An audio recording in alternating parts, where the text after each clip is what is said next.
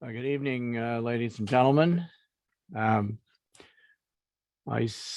am going to call the meeting to order. I see that all of our counselors and the staff that need to be here at the meeting are present, so I think we can get started. I will make introductions when we start the public meeting. But thank you all for coming to this special meeting to consider proposed amendments to Whitestone's official plan. We'll start with the national anthem, please.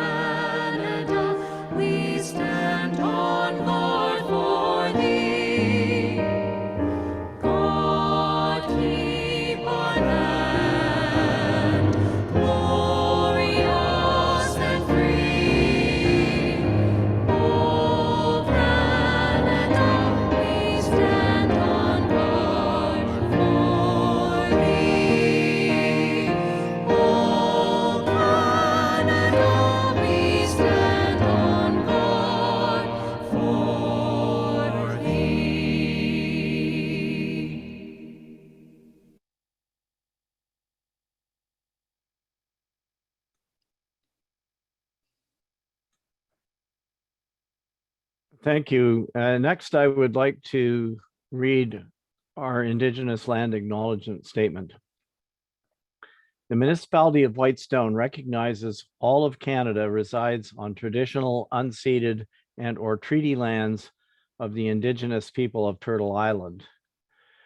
We recognize our municipality on the Robinson-Huron Treaty Territory is home to many past, present, and future Indigenous families. This acknowledgement of the land is a declaration of our commitment and collective responsibility to reconcile the past and to honor and value the culture, history, and relationships we have with one another.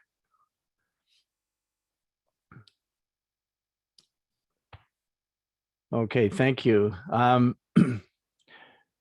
I will now ask if there is any pecuniary interest to declare on the part of councilors.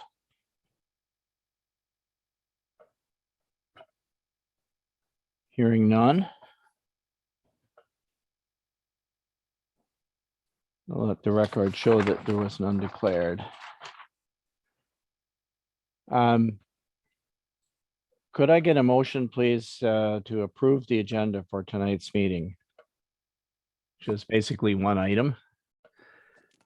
I'll make the motion. Make the motion. Councillor Lamb. Okay, I heard Councillor Lamb moved. The seconder was Councillor Woods, was it? Sure. Yep.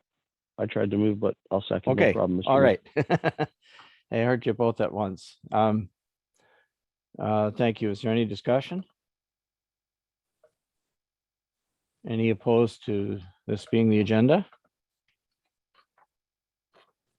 All right, thank you. We have an agenda. Next, I need a motion to adjourn to public meeting. Mover and seconder, please. I'll move, Councillor Woods. Thank you, Councillor Woods. Seconded I'll by second. Councillor Gorham Matthews. Thank you. And it is 6:36 p.m. Any discussion about this one or? Okay, any opposed? Thank you. That motion is carried.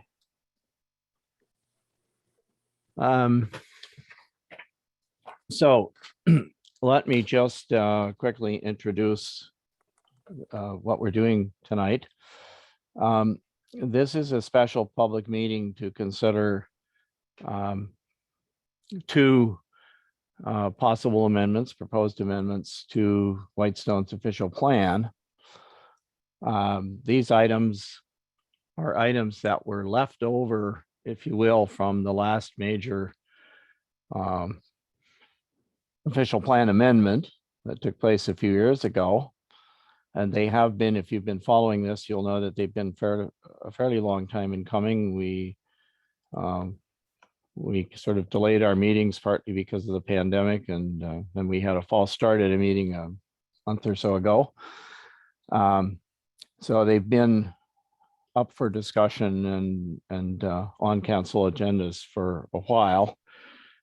These are really policy items that, if you like, were overlooked in the original discussion.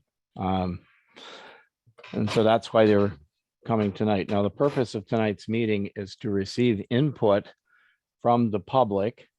I do not anticipate that council will be making any decisions tonight on this meeting, but this is an opportunity for members of the public to submit their comments, as I know some of you have done so in writing, and we'll get to that in a second, and others will perhaps be speaking tonight for the first time, but this is an opportunity for you to be heard by council and to influence what council will decide to do with this down the road.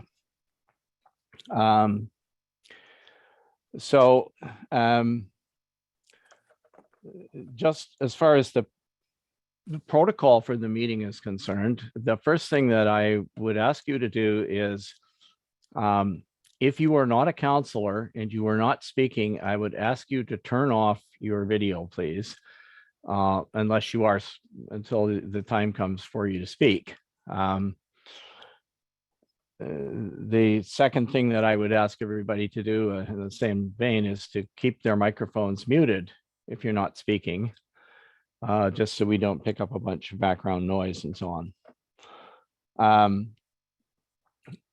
Now, if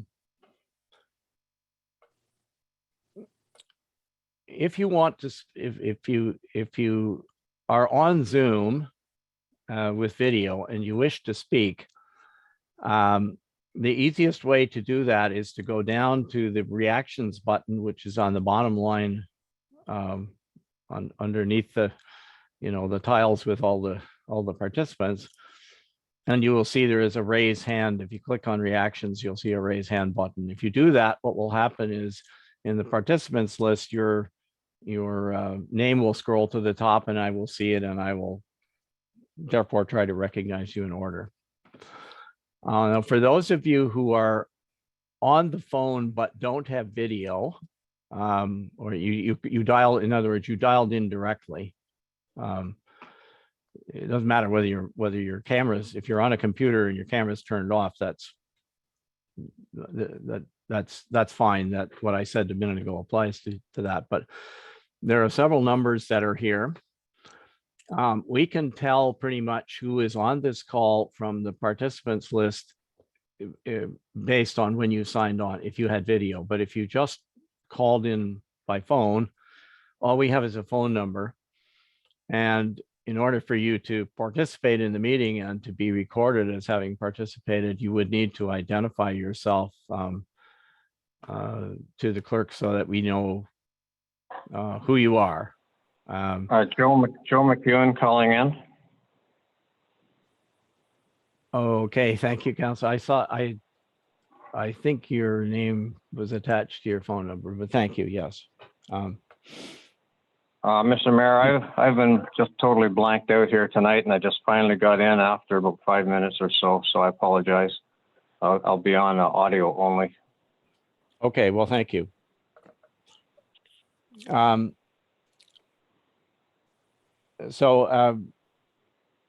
The other thing I would simply ask, I mean, we do, the purpose of all of this is that we do record attendance at public meetings.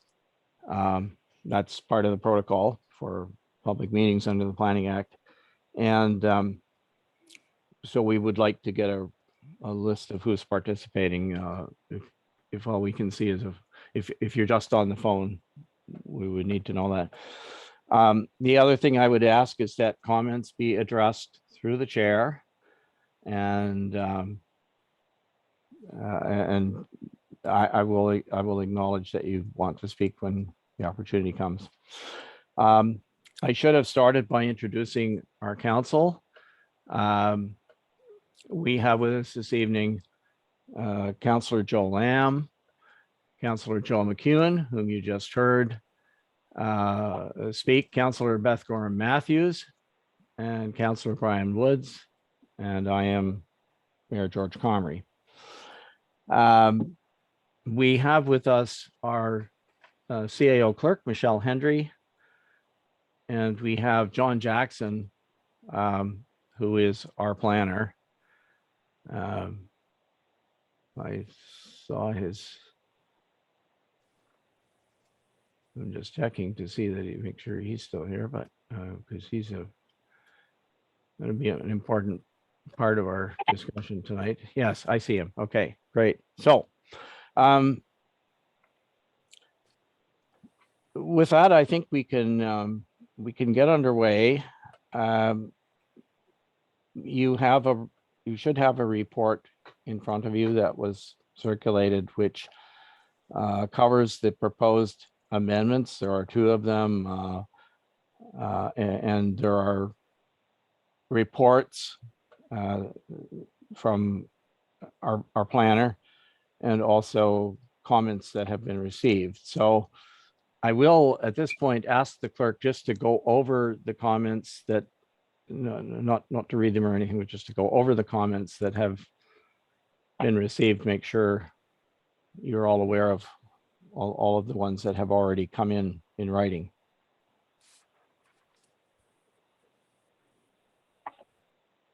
Madam CAO. Yes, that would help if I unmute. Thank you, Mr. Mayor. So what I can report, Mr. Mayor, is that in the original package that was released and posted on the website, there was numerous comments attached. We issued an addendum today, which captured all of the comments that were received between when we released the original agenda and noon today. And there were no further comments or emails or correspondence received after noon today. So everything that we've received to date is with the package in the addendum and posted on the website. Okay, thank you. And there's nothing been received since those two packages. That is correct. Okay, thank you. All right. So next, what I'd like to do is call on our planner, John Jackson, to go over his report briefly, and he may choose to speak to some of the issues. He has seen the correspondence, and he may choose to speak to some of those items. And once he's done, then we will open up the floor for questions, comments, etc. John? Thank you, Your Worship. Hoping I'm being heard. You are. Thank you. Good evening, Council and ladies and gentlemen.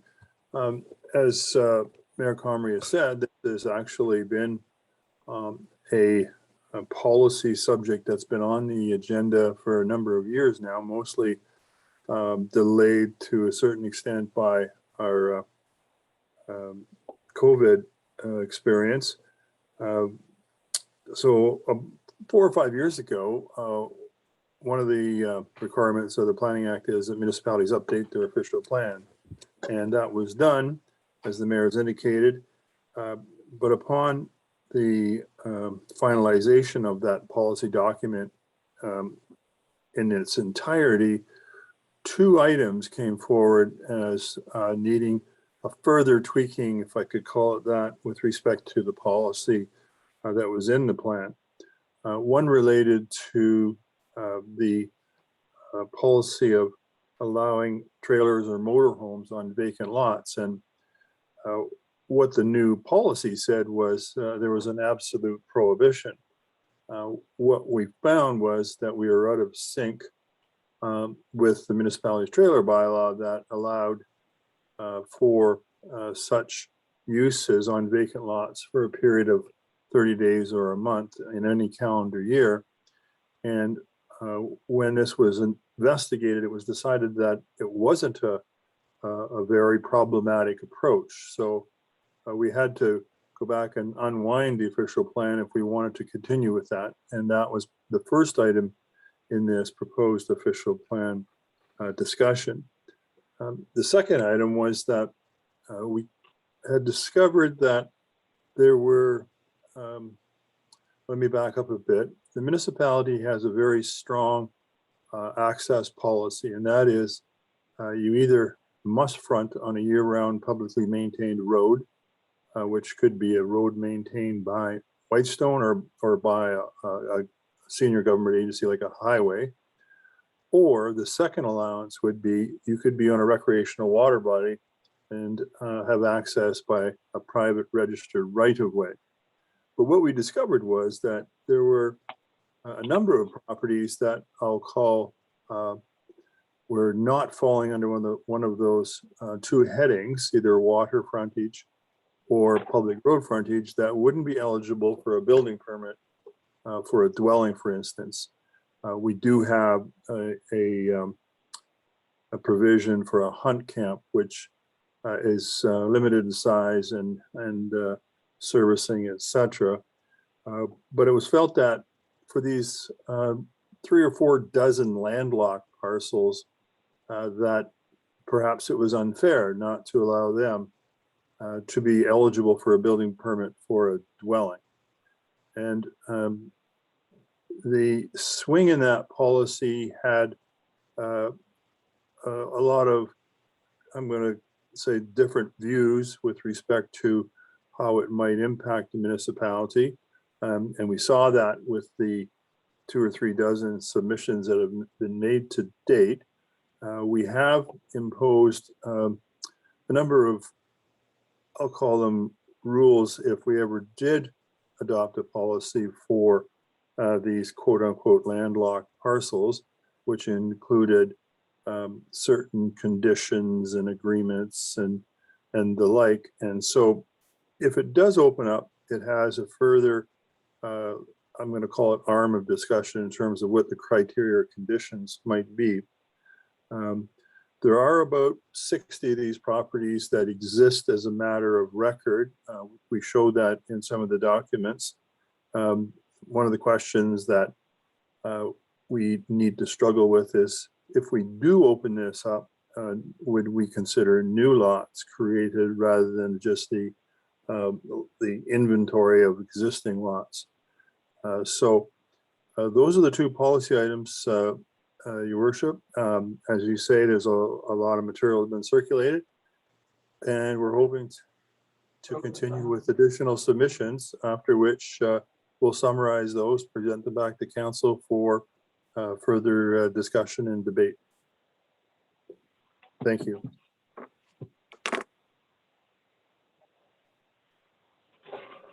And thank you very much, John, for that introduction. I can now open the meeting up to comments, questions and or comments. I would ask respectfully, those of you who have submitted comments in writing, please do not just read them. Some of them are fairly lengthy. You can summarize them if you want, but in the interest of time, if you could just highlight what your particular concerns or raise your questions, and we will go from there, take it from there and maybe get responses to some of them. But in any case, I'm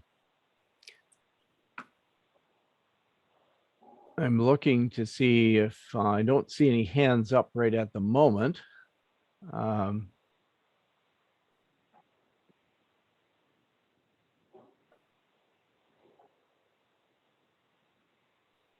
All right, I see the first one I see is Helen Malaby Hicks from Wawashkesh. Helen, if you want to, there you are. Okay, go ahead. Okay, thank you very much, Mayor Comrie. So I am Helen Malaby Hicks, and I am the chair or co-chair of our Planning and Development Committee of the Wawashkesh Conservation Association. So I'm speaking on behalf of the Planning and Development Committee, as well as the Wawashkesh Conservation Association. And as you know, we have included a written submission. We sent that on August 6, 2021.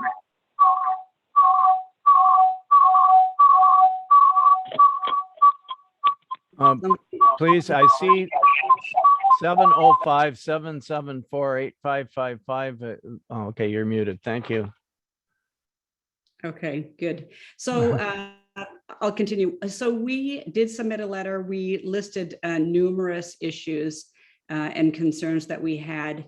In terms of big picture, our concerns, our objectives, key objections are such that our view is that this is not just a minor housekeeping change to fix some issues in the official plan. This is a major change. I think we just heard from John Jackson. It may affect 60 some properties. Plus then there's a question of, is it just existing or future? So it sounds like it's actually opening a big can of worms, and that this should be included as part of an overall review of the Whitestone official plan. It is not just housekeeping, and there's a risk of high cost to the municipality. And we on Lake Wawashkesh have a number of concerns because there are a number of backlots that potentially impact us. So, and just to sort of summarize from a high level, a number of the concerns, there are significant issues on Lake Wawashkesh already in terms that impact us, and there is limited capacity with the existing infrastructure, which includes road access. There's only really one main road going to the North Lake, limited roads going to the South Lake. There's a number of private roads that will be impacted, where there are already challenges with these roads, and they represent future costs to the municipality if there are backlots and further residents using these roads. But in terms of the lake infrastructure, the official plan really needs to address that, and it's road access, marinas, docks. I personally just experienced it today. I arrived at the lake. The main dock near Bennett's, the public landing is inaccessible. There's probably about 40 feet of shoreline and water that you would have to wade through to get there. I couldn't even get onto the dock with high rubber boots. It was too deep. I had to find somebody to drive me to the dock. And residents are experiencing this around the lake. The problem is actually going to get worse because there is in the forecast another 20 millimeters of water forecast over the weekend, and we had 130 millimeters of water last week, rain, which is causing this problem. Lake Wawashkesh is a unique watershed. There are 6+ bodies of water on a dry day that empty into Lake Wawashkesh, and only one outlet for it with a dam that cannot be controlled in any way. So we have extreme issues from an infrastructure issue. And then it's one of 5 lakes in Ontario that are highlighted to have unique flora and fauna. So again, any shoreline or backlot property development is going to be a critical issue for our lake, and there are significant potential implications, which once again, This is not just housekeeping.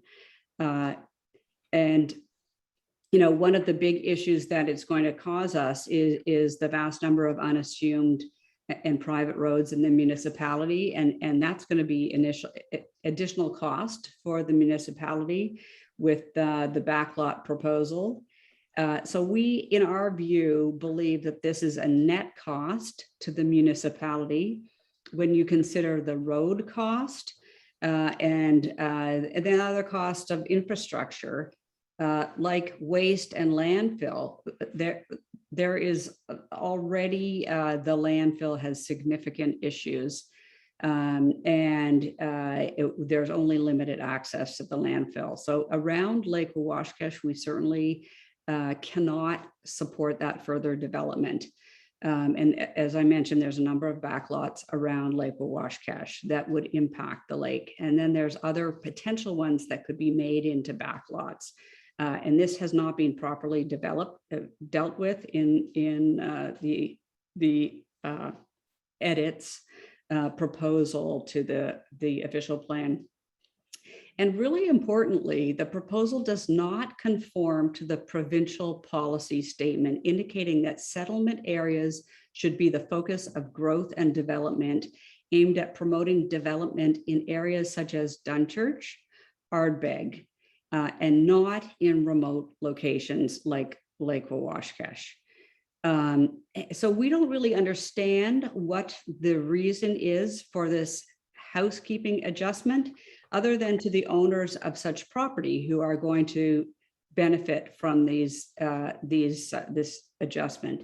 And yes, there may be some additional tax dollars, but I would submit that they are probably small in relation to the additional cost of infrastructure that the municipality will incur. Can I ask you to wrap it up, please, Helen? Sure. Okay. Just to Mayor Comrie, you'll see in my letter also, there's the opposed amendment is unclear and it brings out numerous issues. So it brings out more questions, frankly, than it answers, and it tries to fix. So in our view, ultimately, we do not support the proposed amendment. And we suggest that it be done a full review of the official plan, which is overdue, should be done rather than making these changes, which will cause more problems and more costs and limited benefit. Okay, thank you. I'll ask John, do you have any response to that you wish to provide to any of the issues that have been raised so far? Or do you want to wait till you get a few more? I think that Helen's captured a perspective. I think, and that's fair, and certainly respectfully, we'll have to look at that perspective in the context of the whole issue. The question is, can any of these circumstances where there are existing lots of record, for example, occur under what conditions such that they don't create the problems that Helen's listed. So yes, I'll wait. I think it's better to get everyone in the submission sheet before we really address individual issues. And Mayor. Okay, thank you. If I may, just in response to Mr. Jackson's comments, the challenge is that I think, Mr. Jackson, you brought up in your opening comments that it's really unclear what backlots are impacted here, whether it's a few existing backlots or whether it's future backlots and can somebody sever a lot. And I think if you look at our letter, there's a lot of confusion that that this proposed change brings up. It is fairly unclear, but really the big picture for Lake Owashkash and surrounding area is the whole overall issue of infrastructure, which we are at a major challenge here, which is just being illustrated with the high water levels. And so additional development is not appropriate at this time and not consistent. Okay, not- please don't, you don't repeat yourself. We've got other people on the list here. Dr. John Brennan is next, I believe. Can you hear me? We can. Okay, that's good. Yes, thank you for the opportunity to speak, and I'll try to be as brief as possible because I did make a fairly lengthy written submission already, and I will be speaking to council on a somewhat related matter in a few weeks. I want to start with the easiest. I'm going to start with the easiest thing first, and that is the trailer bylaw. I would personally like to speak in favor of liberalizing the use of trailers for a variety of reasons, and I put those reasons in my submission. As far as backlot development goes, I think that a lot of my comments actually fall along the lines of Helen's comments previously. My biggest concern from being on Amarak Trail at Wawashkesh is that I believe the biggest plot of land that's currently possibly designated for backlot development is 500 acres that would largely be on daisy chaining of private roads off of Amarak Trail. And as Mr. Mayor and John Jackson and possibly some other councillors would know, on Amarak Trail, we've been embroiled in a 21-year battle on private road daisy chaining, and it is still not sorted out. And if the municipality is going to say that minimum acreage is 2 hectares, which is 5 acres, you know, the potential on paper anyways, is for another 100 lots to be plopped onto our road off a series of private roads. And the peril of that is I have no idea how many owners that would be and how many headaches that's going to create for everyone. And what perplexes me most is that up until 6 months ago or so, the subject lands of that 500 acres were under a tax sale. So I don't know how the pressure to develop these 500 acres came about while it was under a tax sale proceeding at the municipality. That's a very large mystery to me. And I just don't think that it's fair at all. In the 2005 official plan, there is a statement in there that the municipality was going to try to move forward with making road standards for private roads or cottage roads, and that was something that would need to be done. And we're 16 years down the road on that official plan statement, and nothing has been done. If these lands are to be developed, I would submit that the developer themselves must bring anything up to municipal standard as part of the development, and that the acreages would have to be severely limited so that we don't get 100 extra people off of our road. And to piggyback off of Helen's theme, is those 100 people are going to be outdoor enthusiasts, which is fine, but they're going to use the landings and the docks and everything else on the lake that are already under severe pressure. And I think I'd like to end my comments really there. I would encourage council or councillors to read my written comments. I really couldn't speak to all of them right now, but those are my fundamental concerns. Okay, thank you very much, John. Who is next? Mr. Mayor, it's Scott Nash calling in. I'm not on video. I'd just like to be added to the list of people that could comment when it's available, if I could. Well, you know what? I think you are next on the list, Scott, so go ahead, please. Perfect. Thank you, Mr. Mayor. I guess I just have a couple brief comments about it, more than questions, actually. And I think out of the submissions that I'd read, and I think the addendum that came in, I noted that there might be a dozen or so comments that came in. And I just wanted to point out how that is a very small percentage of the 1,000 properties that are in the tax base. So the amount of people that are writing in against it is a vast minority compared to the people that haven't commented on it. And I think one thing that we all have to remember is that many of the lots that are on the lake, not water access, but road access, go across a lot of these back lots. And people had given permission for people to cross these back lots where they're on private property and allowed people to travel to waterfront lots. And I also think we all have to keep in mind the public, and that everybody in Ontario and everybody in the country is more than welcome to use lakes, and to say that we shouldn't develop a property because there might be more people on my private lake, or we don't want our boat launch to be increased in traffic. We have to remember that it's a public boat launch or a public access, and everybody should have that right, not just the people that are fortunate enough to own property on the waterfronts.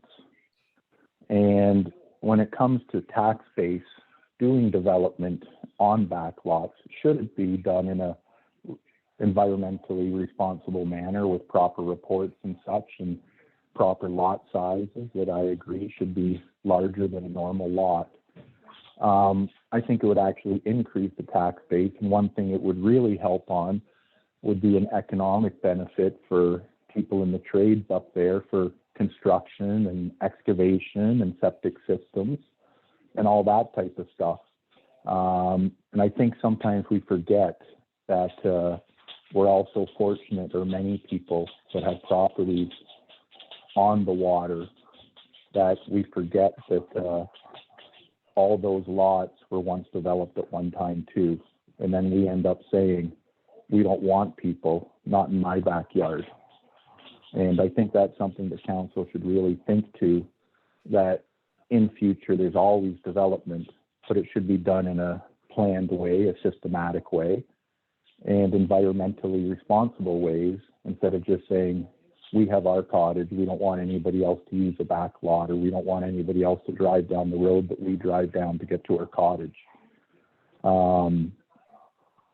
And when it comes to costs for a private road, again, if a lot of the development that could occur, should it be passed, is done on private roads, we have to remember that they're private roads. Many of them aren't across Crown land, many of them are across private property. And somebody has to give somebody else permission to go across that private road to allow that access. So it's not just anybody can develop a back lot. If they want to, they need to have permissions and proper protocols. So anyways, that's my comments, and I'll leave that just for council and the planners to think about. Thank you. Okay, thank you very much, Scott.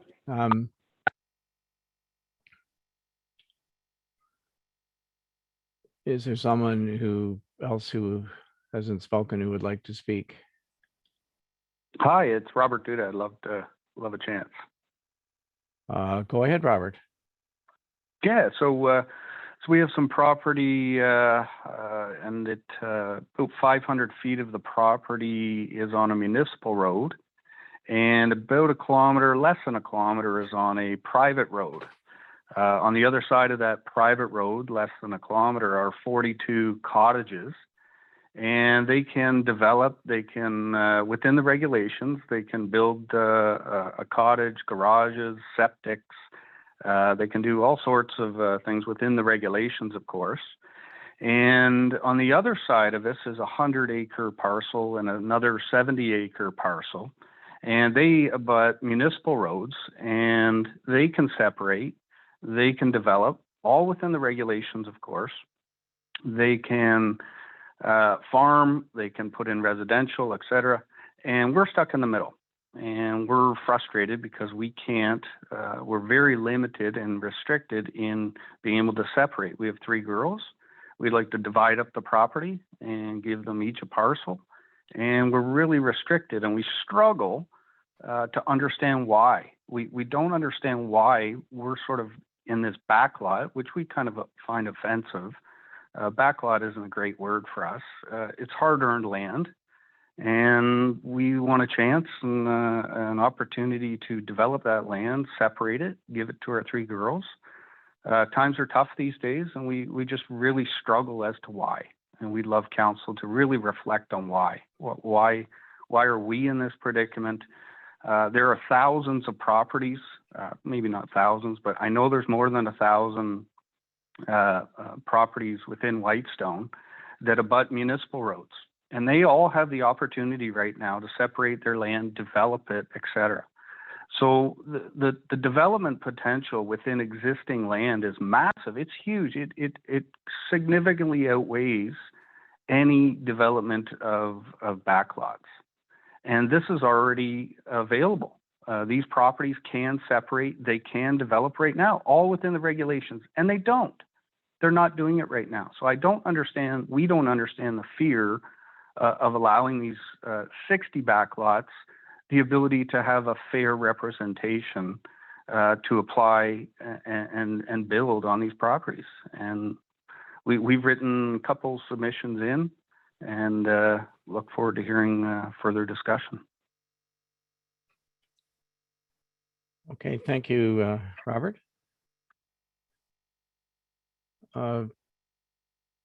Who's next? Who else would like to speak?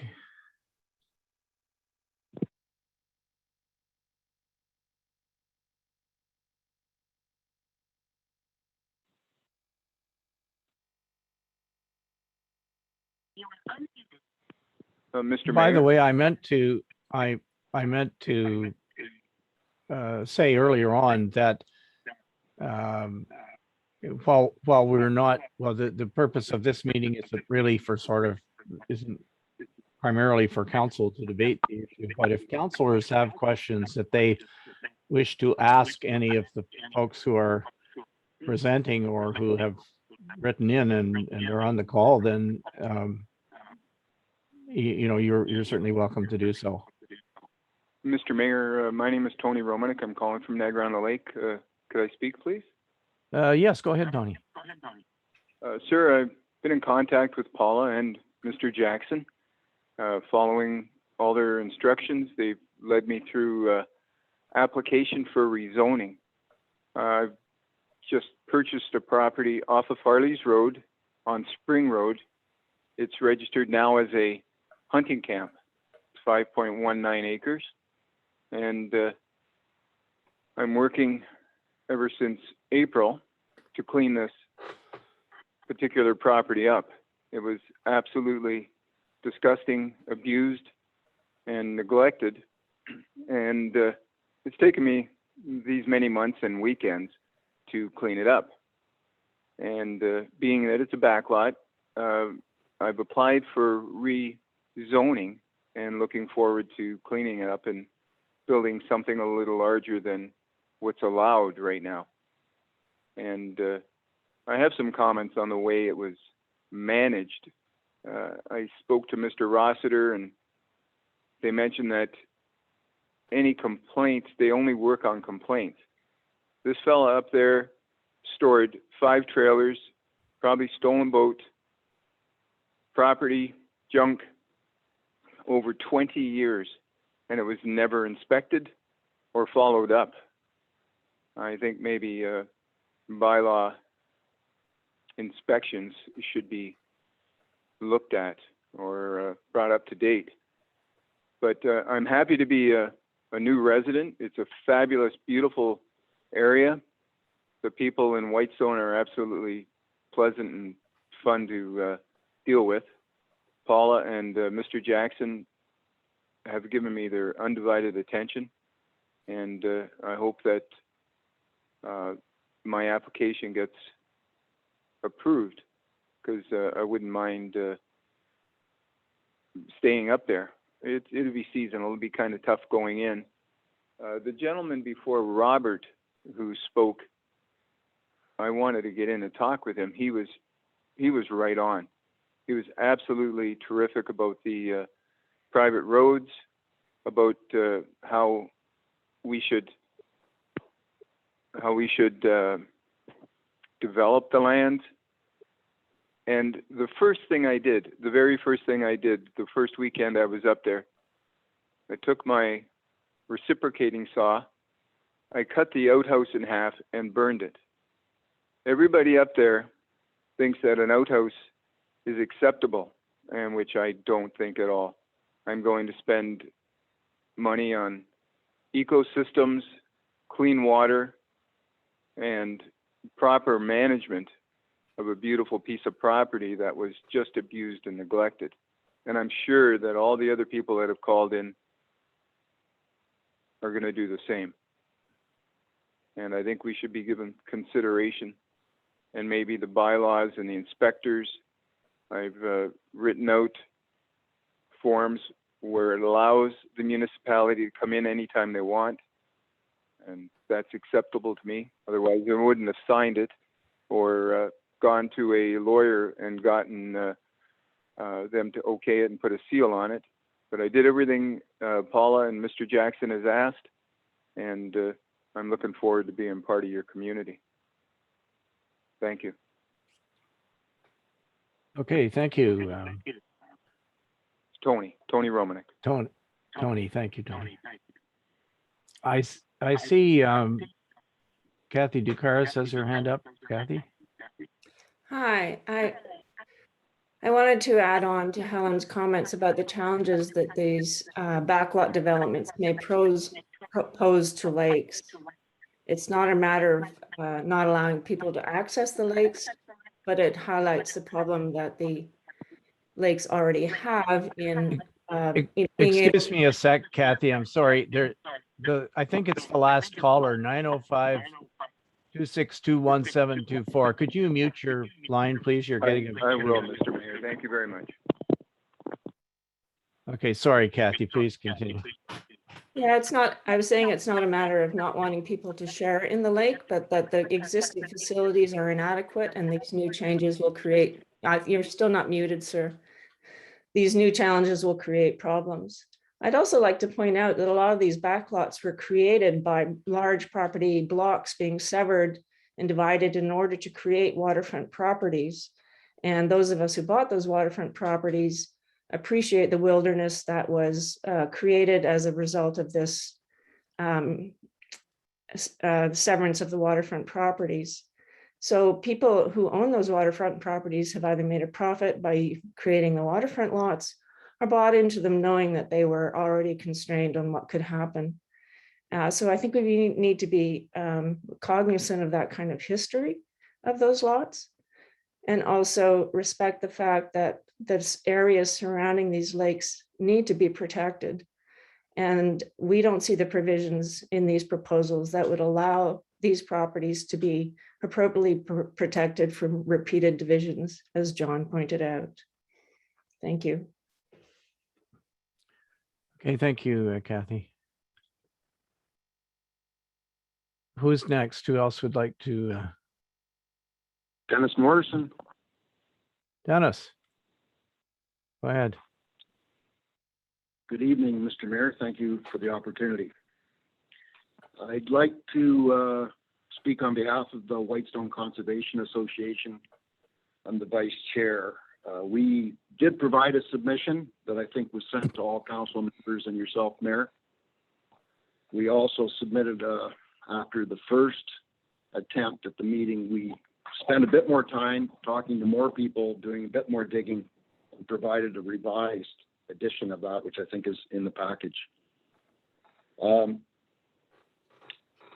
I spent a lot of time when I wrote this looking at the provincial policy statement of 2020.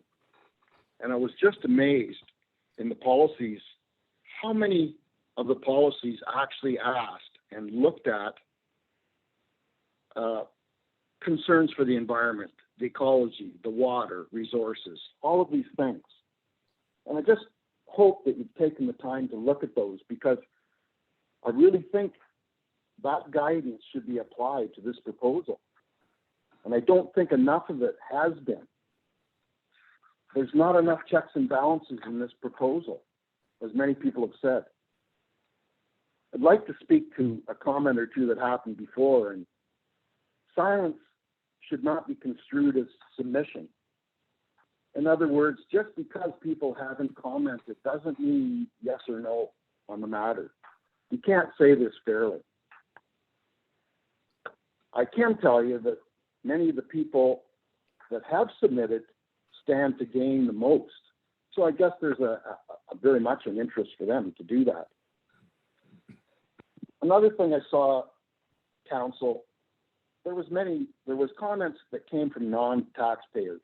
And I just have a problem with whoever cottager drummed up the business to send some non-taxpayers an opinion. Is this really about a numbers game of counting up how many said yes and how many said no? So really, I kind of believe this proposal is trying to let the horse out of the barn before the gates close. And what I mean by that is there's some 60 properties here that have a lot to gain. But before the science, before the lake management plans, before the science catches up to determine whether or not we have lake capacity and many of the other things, the horse is out of the barn. And then how do you deal with all those legacy issues? So we really feel that the current plan needs updating. It needs to account for many impacting factors. What I saw recently supplied from the Gooseneck Lake Association on their document entitled Recommendations for Specific Lake Policies for Gooseneck Lake, I think that all applies. They talked about ways of assessing and accounting for developments, whether they're on the shore or in the backlots. Are we going to try to put any of those kinds of factors into this? I really think we should. Thank you. Okay, thank you, Dennis.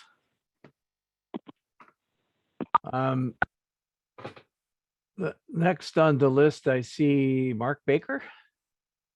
Mark?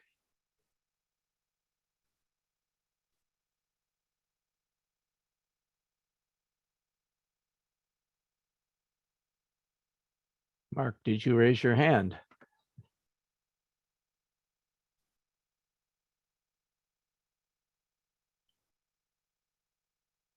Okay, well, he's mute. Oh, there he Hello? is. Sorry, for some reason it has Mark Baker and that's not my name. So anyway, my name's Brenda Hutchinson. And I'm sorry, what was, could I get your name again, please? Just my for the name's record. Brenda Hutchinson. Okay, thank you, Brenda. Go ahead, please. I think I did something for Mark Baker and that's why his name showed up. My apologies. Anyway, I would like to comment on the comments made by Kathy Duchers about the back lots being, the cottagers bought the property with the back lots not supposed to be developed. And when people bought the back lots, they should have known better.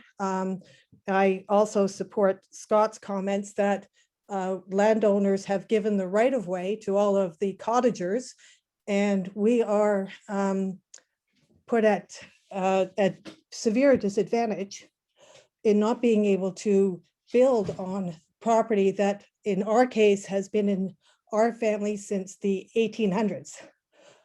We did not buy the property knowing that we would be able to build on it. We actually kept the property with the view of family being able to build on it. We have a lot of history, it's our roots, and there's nothing more that our family would like to do is to build a small cabin so that they're close to the cottage. My mom has 80 acres, my brother has 100 acres, my grandfather started with 300 acres. And we're not going to develop and put a lot of buildings or properties, subdivide and sell off, but we want to have the ability to let family build something and enjoy the land that has been in our family for, I think my great grandfather walked from Parry Sound to Dunchurch and married someone from, where are we, Mom?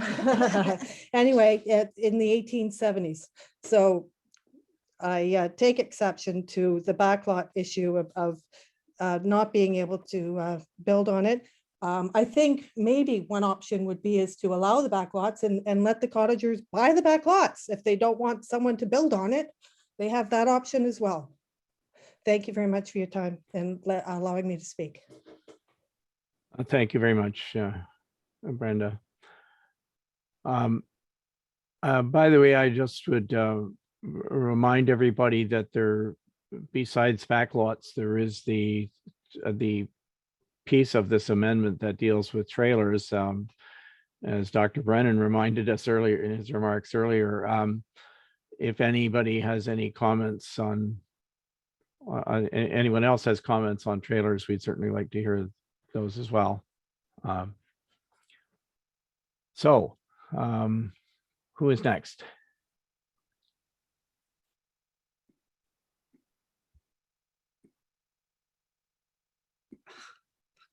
Mayor Comrie, I just wanted to add something.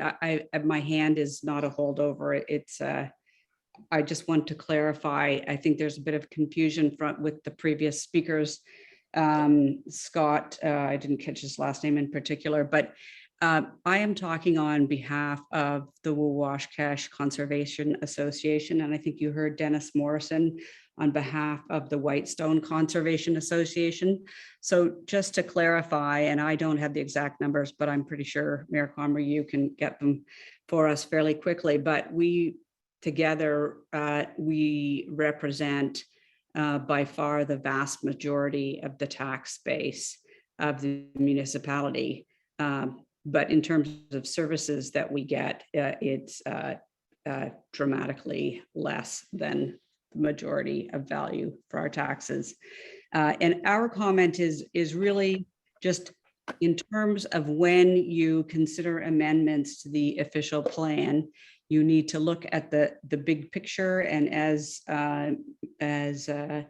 Dennis Morrison mentioned, you need to consider the provincial policy statement, and you need to consider the overall environment and the objectives of where you want to increase and densify population and where the environment and infrastructure can support it. And I would say around the lakes, that's a big issue, much beyond a minor housekeeping adjustment. And we ask you to look at the official plan first, the big picture, and then start making adjustments. Don't make these housekeeping adjustments that do not address the major concerns that the majority of your tax base has. Thank you. Okay, thank you. Next, I see Barb Bolter. Barb. Yes, Mr. Mayor, how are you tonight? I'm fine, thank you, Barb. Sorry, I kind of came in here sort of late, and I apologize for that. I did have a couple of questions that I thought of before tonight, before everything started, and hopefully no one's asked these questions. My first question is, how many owners are we talking about with respect to these properties? How many owners are involved in wanting to let them go?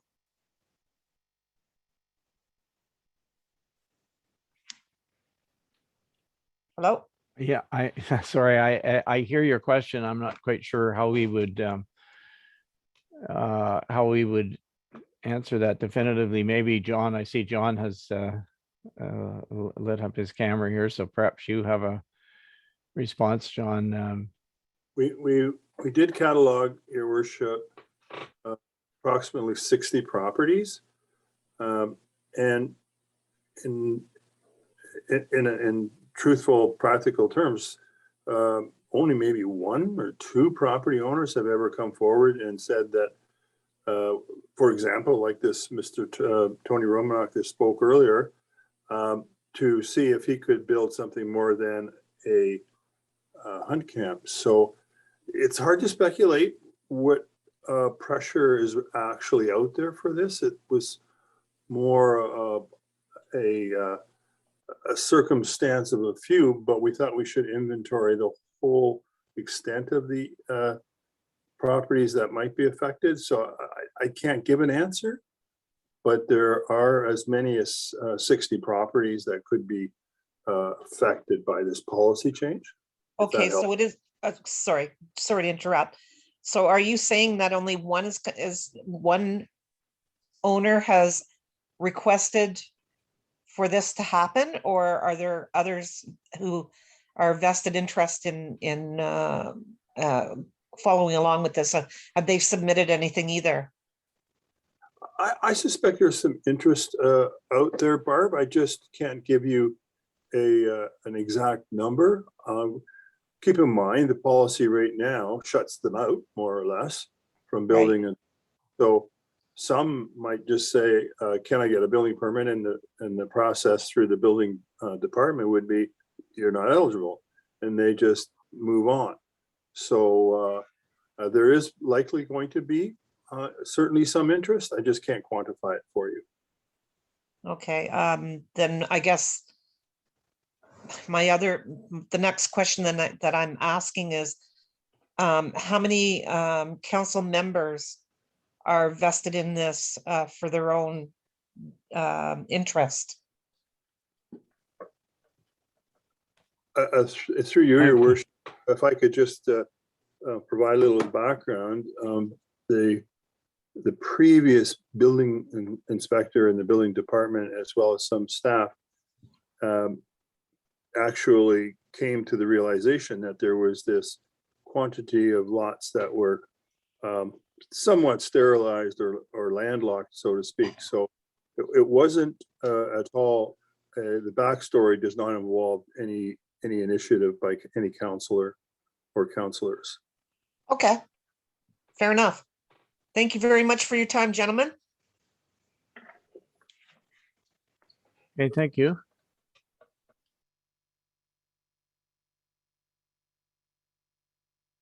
Who is next?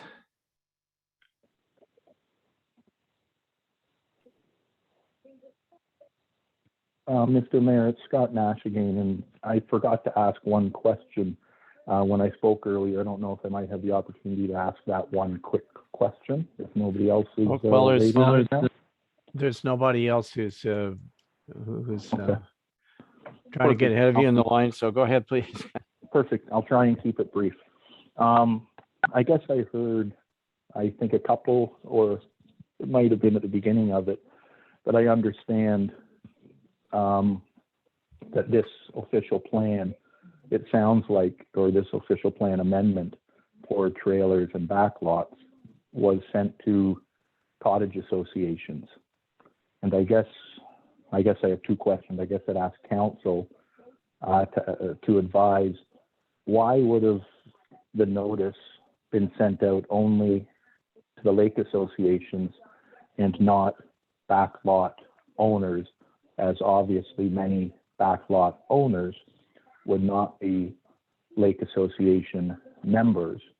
And I would imagine that if many of the backlot owners, which I'm sure many of them are hunters, or just have land that might have been in their family for years, like we heard, may not even know that this is being spoken about. Would there be a way for council to send out a memo or put something much more detailed in a monthly newsletter about what is happening here? And the last comment, if somebody could answer that when I'm done, would be great. I think the last comment that I have is we also have to remember that, as we're talking about again, let's not let people develop on back lots or wood lots.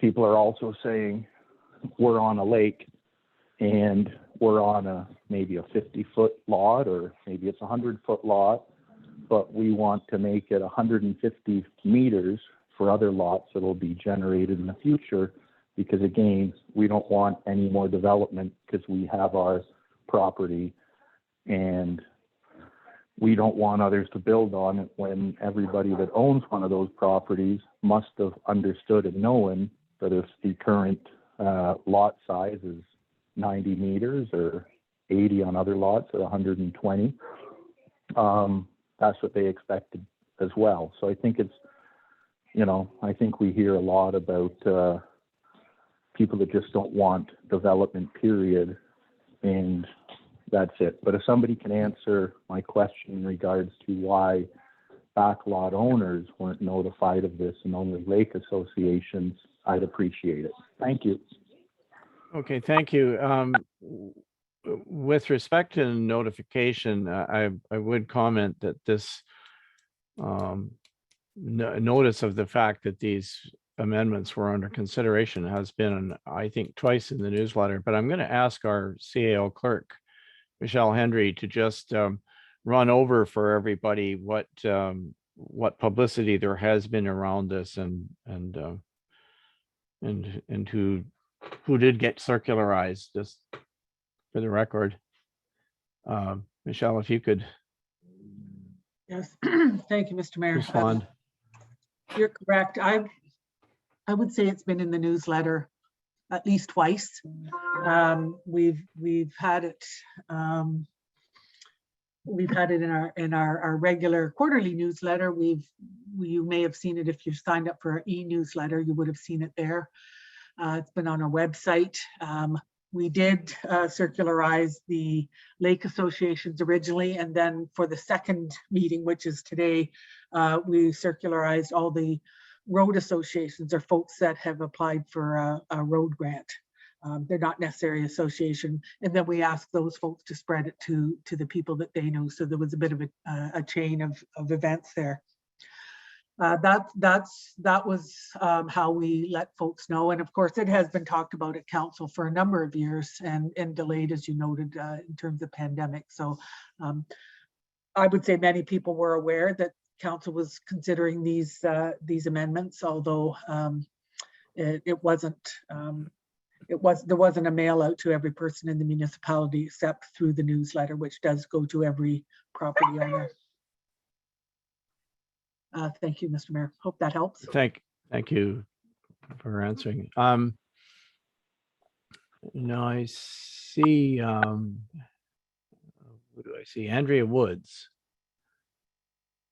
Andrea?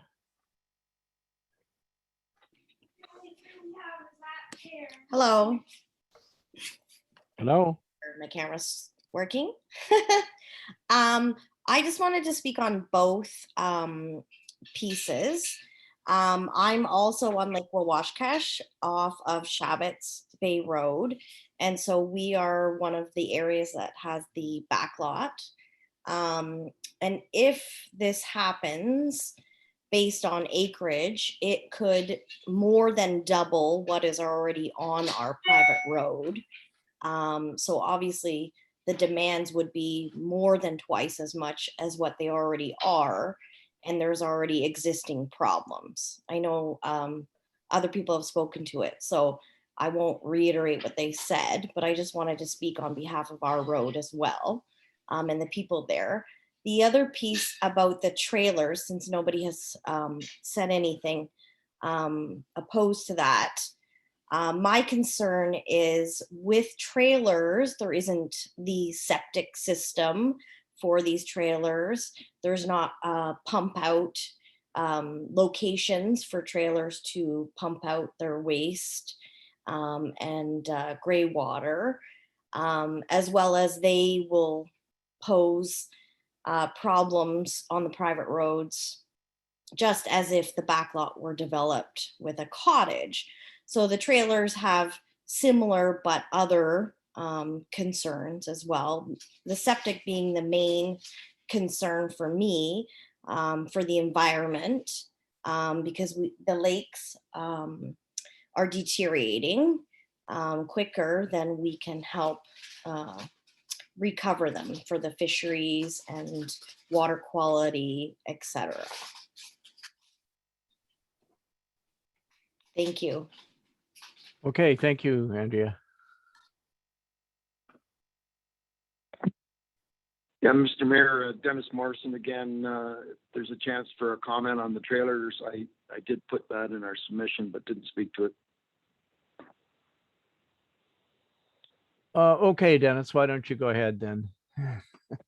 Yeah, I'm not sure if you got a lot of people still waiting in line. I don't want to be taking up all the time, but WCA really feels that the municipality must demonstrate an appropriate appetite to enforce any proposal you have on trailers, because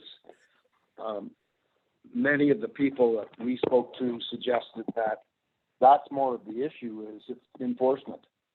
But I would like to also add my feelings on your last speaker with the septics. Certainly trailers, tents, and those kind of things have a totally different issue with handling waste products. Thank you. Okay, thank you.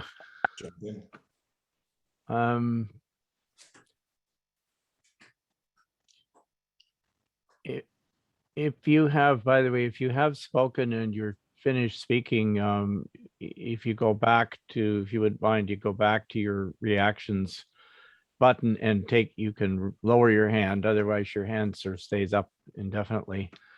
I believe the next person on our list is Jack Gorey. Jack? Hi, thank you, Mayor Conry. I've got a couple of questions, or I'd like clarification from Mr. Jackson. In the submission document that was provided to us, there was correspondence from the Municipal Affairs and Housing dated July 2018 regarding the potential for this OP amendment to go through. I wouldn't mind if John could comment, please, on what that means in terms of how it forms direction to Whitestone in terms of how it would formulate the OPA number 2. My second comment is for Dennis Morrison. Dennis, we all know that you've been involved with monitoring lake water quality. Could you tell us a little bit about the current status of some of the major lakes in Whitestone and the potential that those phosphorus levels that you're picking up may be impacted by additional lots that might come to bear on the back lots that we've been discussing? So a comment for each of you would be appreciated. Thank you. Okay, thanks for the questions. John, do you want to weigh in first on the provincial policy? Certainly, Your Worship. Yeah. The way that official plan policy works in Whitestone is that the Ministry of Municipal Affairs is the approval authority. So it will ultimately have the last say, if you like, as far as what that policy will be and how it shall read. Historically, probably until about 7 or 8 years ago, the province was very much against any form of development on private roads for a number of reasons, and most of those were more technical in nature. And what happened was they were getting a lot of pushback from a number of municipalities that said, we now have the tools in our toolbox to respond to those technical issues. And so the province has now said that it would, in fact, recognize the access form through private roads, as long as you had the protective tools in the toolbox to ensure that the municipality wasn't exposed to any adverse impacts. So the province has given us the green light to have this discussion, but it will go back to them at some point for an approval should we go forward as a municipality and amend those policies. Thank you. Okay, thanks, John. Dennis, do you have a quick comment as far as the water quality issue, or does anyone else who's involved in some others of us I know are involved in water quality testing? Is there anyone else who wants to weigh in on that subject? Yeah, Dennis Morrison, I can try to answer Jack's question. I didn't quite hear all of what he asked, so I'm not sure if I could ask him again for clarification on part of that. I missed a piece of what he was asking. Can you get him back on for a second? Jack, do you want to go ahead? Yeah, can you hear me, Dennis? Sure. Yeah, I just wondered if you could, we all know that you've been undertaking water quality sampling of the major lakes in Whitestone. I just wondered if you could comment on what your general sense of the quality of the lakes is at this point, primarily related to phosphorus, which is one of the culprits with respect to waste loadings to the lakes. If you could make a comment on that, and as well, could you also comment or speculate what the potential impact on the lakes would be with the additional loading that could come to bear with backlots, which are obviously located some distance back from the water course or the lakes that we're speaking of? Thank you.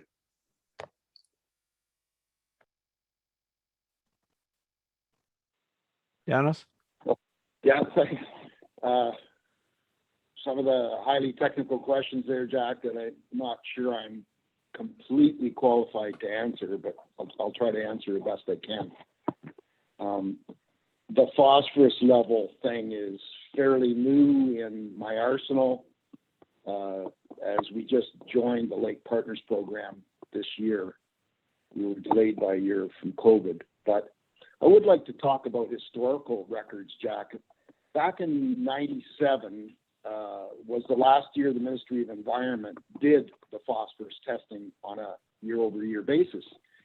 And up until that time, Whitestone Lake, for example, was running about 10 micrograms per liter, whatever the units are, something like that, but the 10 range. And all of a sudden that year, the next year we had a spike to 22. Now the provincial water quality guidelines for lakes says that if you get a spike like that, no more development should happen until you investigate what the reason for that peak was and resolve it. And historically, that was the end of the Ministry of Environment doing it, and then it got passed to lake associations to look after. But I'm very uncertain there was ever any follow-up done on this particular lake to determine where it came from and what we should go forward looking at. Yes, I take samples, but my little chemistry set, the threshold of what I'm looking at for phosphorus loading, Jack, the threshold is so high that if I did actually see something, your lake is really bad. It's almost a cesspool. Because I'm looking basically parts per million type range, and the phosphorus readings when you get to micrograms per liter is actually parts per billion. So yeah, just because my sampling hasn't detected phosphorus does not mean that we're having troubles. And then because I'm not an expert, I'm trying to learn about what the science is telling me.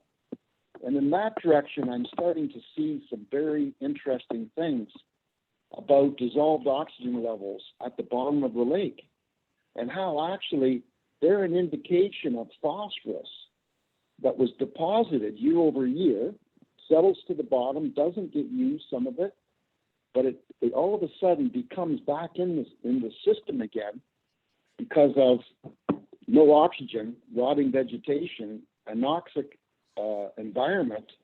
You get anaerobic decomposition, and you get all of a sudden the phosphorus is being used up by those anaerobic bacteria. That increases phosphorus. And one of the things that's not been accounted for many, many years is what happened at that peak. Why have we continued to develop? And secondly, we're going to find out pretty soon when the Lake Partners starts giving me some numbers for phosphorus on the lake. But what I'm seeing right now is the lakes are in a fragile state. That's about the best scientific measurement I can give you at this time, Jack. So if these lakes are in a fragile state now, my speculation would be that further backlot developments in some of these areas where we don't understand the aquifers and the relationship of the aquifers to the lakes, I speculate that it's not going to get better. Thank you.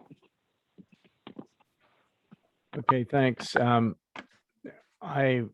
wondering if, as most of you, or I hope most of you know, that we have a recently formed an environmental stewardship committee in Whitestone, and the chair is Councillor Gorham Matthews, and that committee's been already hard at work, and I know some of you are on it, but I wondered, Beth, if you wanted to have any comments about just the whole subject of water testing, and anything to add to what's been said before we move on to something else. I'm not sure I'm more qualified to speak than what Dennis has done. He's spent a lot more time on this subject than I have to date. What we are doing so far with the committee is we're trying to assemble all the water data for the various lakes over the years. What our intention is to have a lake planner. Our hope would be to have a lake planner analyze this data and do a survey of the lakes regarding lake management, similar to what Gooseneck just did, but on an overall basis for the entire municipality. So that's our end goal. So at this point, we've been reaching out to all the lakes that are doing testing to try and gather all the data and, do a little bit of background homework before proceeding with looking at lake management planning officially. Okay, thank you. I would just point out that I think this is a very important subject. It does, however, apply to all development on waterfront. And we have different, to my knowledge, we have different degrees or different amounts of information about water quality on different lakes, and their characteristics of them differ quite a lot. And so one of the objectives of the committee, as I understand it, is to try to get some consistency in the data that we have available and see where we're at, because these are things that probably would not, what we're talking about tonight is not the major factor. It's a much broader issue in terms of what measures need to be, if there are problems with water quality, and I sense that there are in some places. What do we do about that is applied wherever it needs to be applied? So anyway, it's an important. I know I'm acknowledging that it's an important subject, but I don't want to go too far down that particular rabbit hole tonight, in the sense that it's not because it's not important, but because it's not 100% germane to the subject that we have at hand tonight. Sure. It's Robert Duda here. Can I just add a couple of points here? My background, I'm an environmental engineer. I've been consulting to industry and government for 20 years on environmental issues and permitting for mines and energy companies. And most lake quality issues are really in where there's cottages is improper use and design and proximity of septic systems to the lake. Backlots would have an absolute zero or minimal. They're so far back from the lake. And the biggest issue is actually the cottages that were built years ago with the septic systems too close to the lake. So if there's really a focus on improving water quality, I would go towards recommend that council look at septic inspection programs. And sort of guiding this towards backlots, and backlots are going to impact it. It's just minutia, minor compared to septic systems that are right on the lake. And just wanted to add that in. Mayor Comrie, can you hear me? Thank you, Robert. Yes, Lynn, I can hear you. Okay, because I've had my hand up, but I don't know if you see it there. Then I can see it, but I didn't know if it was. If I didn't see it go down, so I thought maybe you just left it. Lynn, go ahead. Do you wish to speak again? Well, I can wait till other people put. No. You. I don't have a long list here, and several of them appear to be people who've spoken already. So you feel free. Go ahead. Okay, thank you.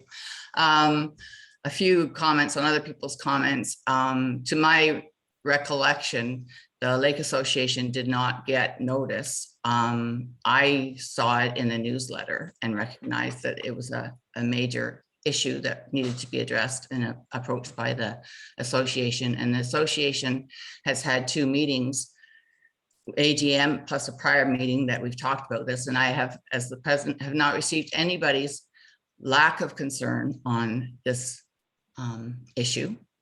And we currently have 150 members. Housekeeping wise for me, I'm a little confused from process, I guess, because it's my understanding that the OP was done first and done in 2016, and then the zoning bylaw was done afterwards. So if the zoning bylaw doesn't agree with the OP, that's confusing to me because it was done after the OP. So why wouldn't we be doing an amendment to the zoning bylaw instead of to the OP, and making the zoning bylaw compliant with the OP? Okay, I'll let John Jackson answer that. John, go ahead, please. Thank you, Your Worship. The zoning bylaw is an instrument that must conform to the policies of the municipality. So the correct order of things is to have your policy in place before you go to the step of implementing that policy through zoning standards and provisions. So if, for example, OPA number 2 didn't move very quickly, as it hasn't to date, it wouldn't make sense to try and implement it with a zoning bylaw follow-up until that policy change or changes did occur. So it's just the proper order of things, and policies are put in place, and zoning bylaws are required to conform to those policies. So that's the order here. There would be a follow-up zoning exercise, as there was 5 years ago with the new zoning bylaw after the updated official plan. So that will happen. It wasn't an intention to have this run into the next official plan update, but this past few years has caused us to obviously cram things a bit. So hopefully that answers, Lynn, your question. I think the other thing that everybody needs to understand is that we had a trailer bylaw prior to the last amendment to the official plan. Not amendment number 1, but the whole, when the whole official plan was revised. Basically, the official plan that we approved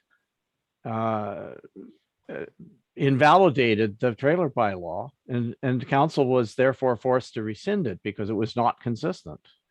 So right now, that's the situation we're in.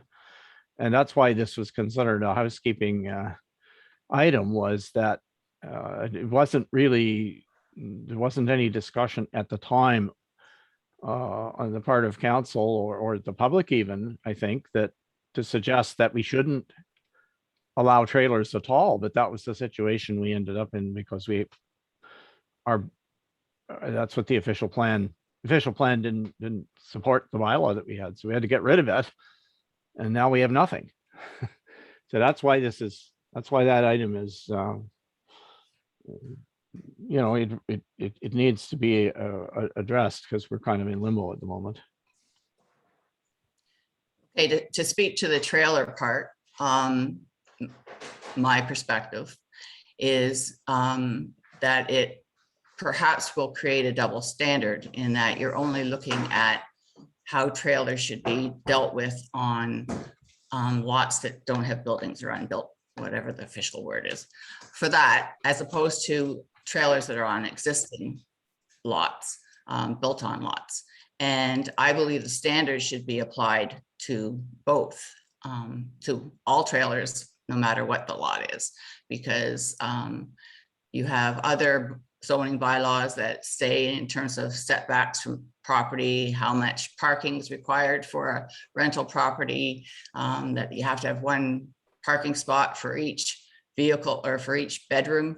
So I think all those standards should be applied to all trailers, not just ones that are on unbuilt lots.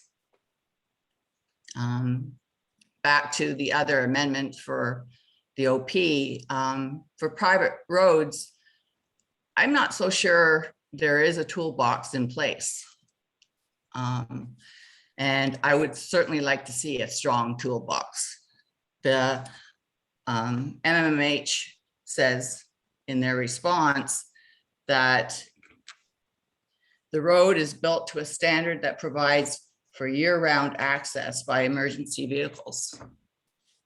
There are a number of private roads, ours being one of them, that we've been told we're under limited services, which means that emergency vehicles aren't necessarily going to get to me. So I think it's very important that the toolbox includes standards for private roads, that developers, people that want to build on or add new private roads have to build it to a standard like other areas in the province that require that it's built to a standard that then can be assumed by the municipality. We pay good taxes here, and I believe that we should be going forward with road standards, not backwards. The rest of the province is trying to do, when you look at an unassumed road, it looks like it's assumed already. It has all the services on it, and all it is a paper trail for the municipality to assume it at that point in time.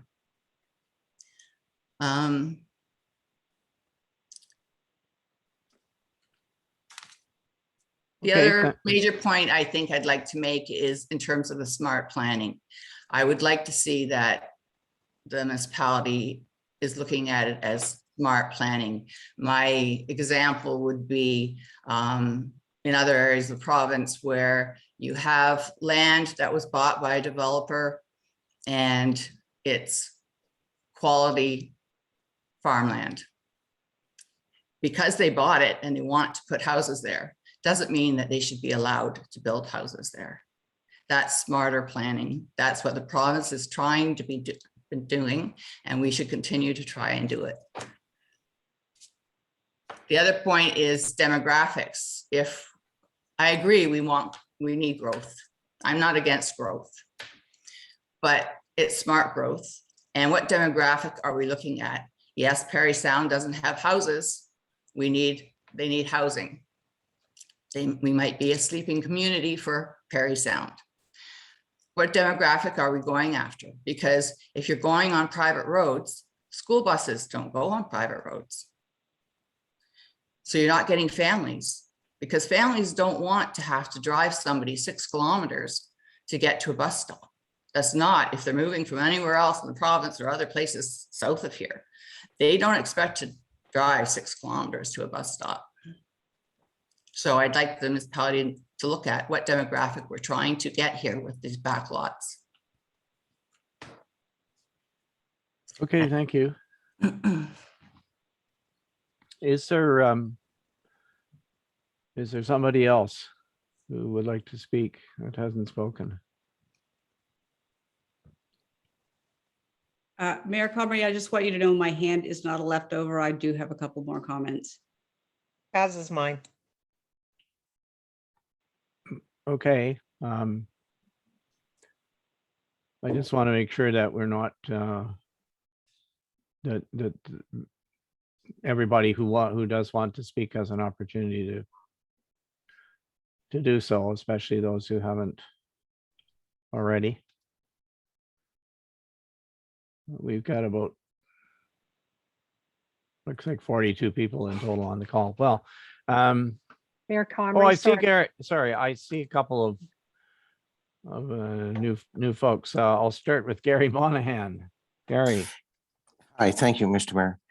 Just a quick comment is that wetlands have a major impact on lakes. And although I agree with Robert that the septic systems that the cottagers have currently would be the largest impact on the lakes, And one cabin on a back lot would have minimal effect on a wetland affecting the lake. But 100 cabins on back lots in a certain wetland area, it could have an effect on the lake. So my only point is that everything is sort of relative. If you're looking at one development, it's not a major impact.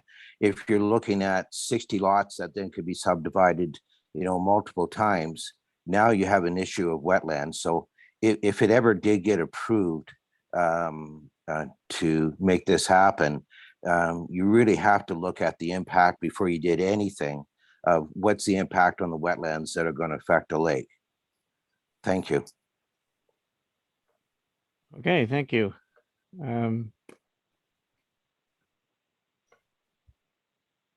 Let's see, we have Lori Bedford.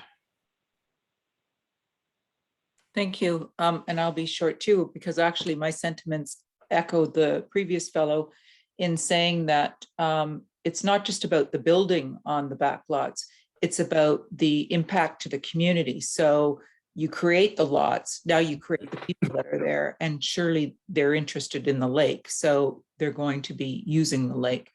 So that was one of my comments. And the other comment that I make too is an expression we've all heard before. You can't put the toothpaste back in the tube. So as soon as you start liberating some of these rules, you're not ever going to tighten them up after that fact. So just something to consider in the long range too. And that's all I had to say. All right, thank you. So we haven't heard from Claudia Feeder. Claudia. Thank you, Mayor Comrie. My comments are just more holistic and a question regarding the official plan amendment and the update. John Jackson mentioned that they hadn't anticipated that this backlot amendment would bump up against a full official plan review. So my question is, with that in mind, and all of the questions are regarding planning and environment and all of the concerns raised this evening, why are we rushing this? And also the fact that only one person has asked for, to develop a backlot to date officially. Why not defer this and let it be dealt with in its entirety, holistically with the entire official plan review? And also just another note that the comments from the Ministry of Municipal Affairs and Housing were from 2018. And I think lots has changed in the last few years, and perhaps this is another reason to hold off and do a review and a recirculation to all the various agencies. Thank you. John Jackson, do you want to respond? I'd hate to characterize this as rushing something. We started probably at 2:17. Not to be funny about it, but it's somewhat of a silo issue.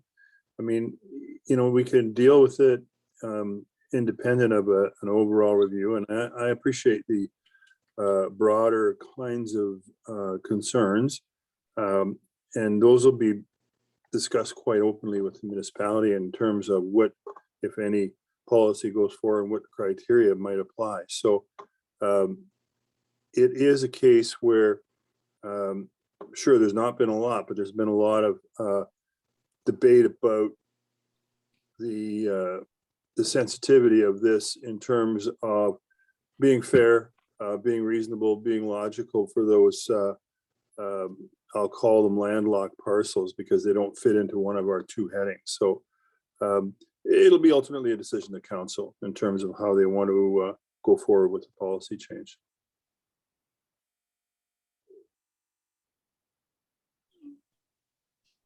I guess I would just add to that the comment that it's certainly possible for us to sort of push the discussion down the road a bit, but it seems to me that the very same question will come up as an issue, and you know, some people have commented along the lines of, well, we're not sure we have the necessary tools in the toolbox to make this work well. And I think that's a very reasonable comment, but I guess one of the things that I was kind of hoping we would get out of this discussion is, well, what are the tools that you think should be in the toolbox? And you could apply that same logic to the question of trailers, as I thought I heard Lynn trying to do, which is, you know, okay, so is it just the trailer on a vacant lot? No, probably not. What are the things that we really, what are the tools that we want for trailers in general? So anyway, those are those are just questions I'm throwing out to you on my part. I see there is another Barb who is on the speakers list, not Barb Bolter, but another one. Barb, do you want to tell us who you are and and go ahead, please? Thank you, Mayor Comrie. Can you hear me? It's Barb Cribbett. Oh, Barb Cribbett. Okay, thank you. Yeah, I really just had a couple of comments, and they're really adding on to some of the things that others have already said. On Lake Washcash, we have the Conservation Association does have 150 members, which Lynn Brennan had just mentioned. We had about 60 people on the call where we were discussing the back lots. And we had about 50 people on our annual general meeting. And clearly the issue of back lots for us is an important one. One of the recurring themes that we have at all of our meetings is lack of parking, lack of dock facilities on the lake. Back lots would add to that. Depending on how it's done and how much severance there is, that will have an impact on an already very strained infrastructure. The other thing I wanted to mention was you have letters from the Lake Washcash Conservation, you have Whitestone Conservation, and I think Lorimer Lake as well. And we really are all the people, I'm assuming, I can only speak from our own experience, but we are the people that are actually dealing with private roads. We are the ones that have to find ways to raise money from people to keep the roads in any kind of condition. Are they in good enough condition that they are good for emergency vehicles all year round? Questionable. We spent $10,000 on our road, at least this year, just to make it passable, more or less. So I just wanted to add that comment. And the other thing that I wanted to comment, and I may not be entirely right on the dates on this, but going back to when our subdivision was approved, the Longhorn subdivision, I believe it was back in '95 that it was an OMB decision that approved our subdivision. In that OMB decision, 3 kilometers of road was going to be constructed to a municipal standard as a result of that OMB decision. That decision was then amended because the first decision was for 24 lots. And in order to get slightly larger lots, that being 22 lots, the developer was not required to construct that 3 kilometers of road. It was cut back to 1 kilometer of road, which has had a fairly significant impact on our subdivision for the last 20 years. So private roads, I mean, if you Google private roads and the problems with private roads, and Rusty Russell certainly has some anecdotal stories about private roads, exacerbating the issues on private roads, to me personally, doesn't make a lot of sense. I completely appreciate people who have backlots and have family that they want to provide that land to their family members. But in our case, it is the same developer who would be coming along potentially and having access to selling those back lots now, and could essentially walk away getting the extra 2 lots or 100 lots, as mentioned by John Brennan. And we are again left with a private road where we're having to spend money every year to try to keep it open for emergency purposes. And at the same time, you know, we do pay pretty decent taxes. So that's the extent of my comments. Thank you. Okay, thanks, Barb.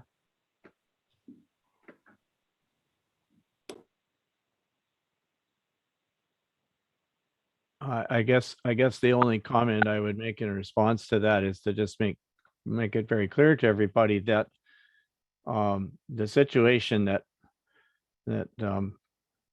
Barb described and I'm and that Dr. Brennan described, and I'm one of the people who's been who's been wrestling with this for a long time.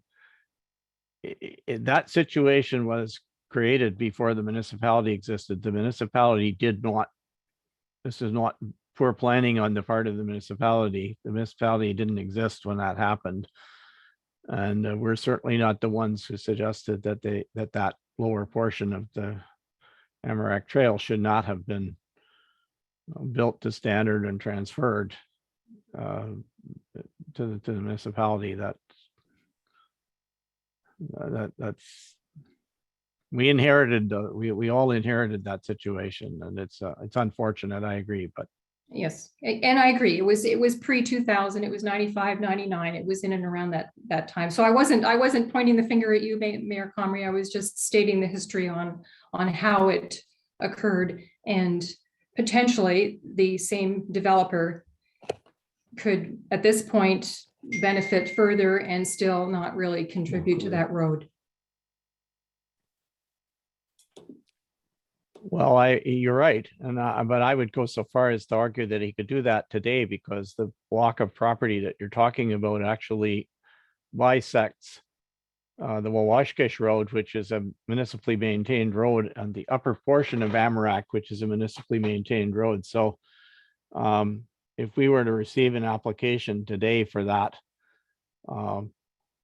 for development on that, 400 acre chunk of land that was referred to, I honestly don't see why that couldn't go ahead under the rules that exist today. It's not that isn't really a backlot in the sense that of many of the other ones that we've talked about. So all right, let me go back. Is there anyone else who hasn't spoken? We're coming up on 2 hours here. If not, I will go back to I don't know, Barb Bolter, I guess, has had her hand up for quite a while. Did you want to speak again, Barb? I believe Helen was before me. Okay, I'll take Helen first then. Thank you, Barb. Thank you, Mayor Comrie. I'm just a little bit confused here because we've heard some really serious concerns here. We've heard concerns regarding infrastructure, roads, numerous private road issues that this backlot amendment will open up. There's significant environmental problems, water quality, wetland. So on one hand, we've heard significant problems. On the other hand, we've heard, I'm wondering, why are we doing this? It's going to be a windfall for 60 lots who didn't have the right to develop before. And only one lot has actually come forward, Mr. Jackson mentioned, who wants to develop. That's a new owner. So why on earth are we doing this? I've heard housekeeping, I've heard pandemic, so we need to cram things through. I think you really need to be thoughtful about what you do. And I've heard, Mayor Comrie, that you want some good tools. In order to get good tools, you need to look at the whole big picture. You need to do a full review of the official plan. And I understand it is due or overdue. And I know the pandemic has created issues, but the pandemic has also laid bare other issues. And before putting through an amendment that is only going to benefit a few and cause all sorts of harm, untold harm, open a huge can of worms. I suggest that you really need to put this on hold and include it with a full review of the official plan. And as you well know, there are plenty of other issues regarding development on the lakes. And all of those need to be considered very thoughtfully before we have other huge issues on our hands.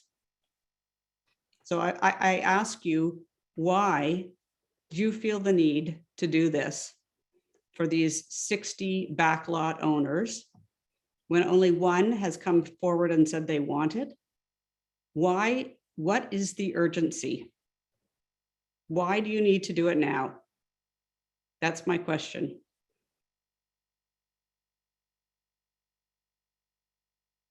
Okay, well, I hope you're not looking for me to answer it. I think this is a question which council felt should be asked, and I'm sure council will take into consideration all of the comments that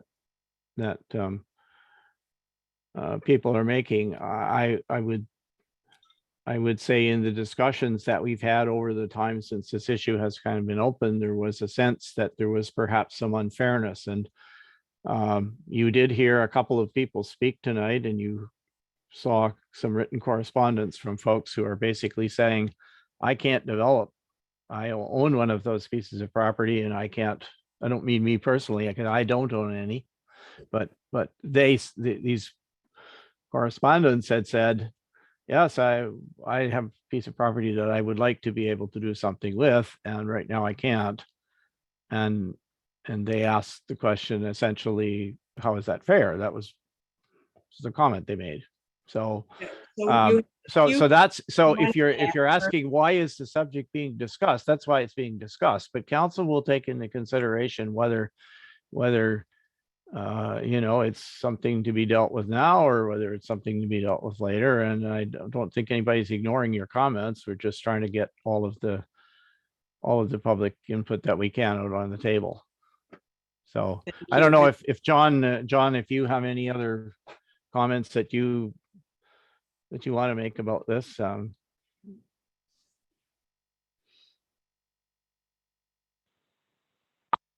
don't think so, Your Worship. I think that council will have to synthesize all the comments and determine which direction they wish to go. Thank you. Okay, thanks. Art Bolter, your hand is up next. Yes, very good, great comments, Helen. As does Claudia and Barb, and if I've left yet, I apologize if I left anybody else out.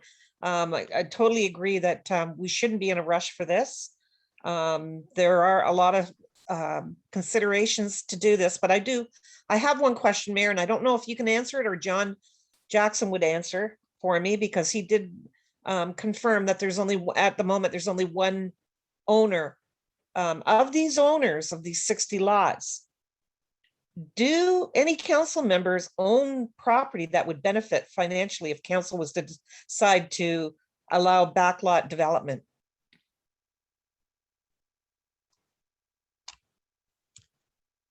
To the best of my knowledge, the answer is no, and you'll be aware that there is a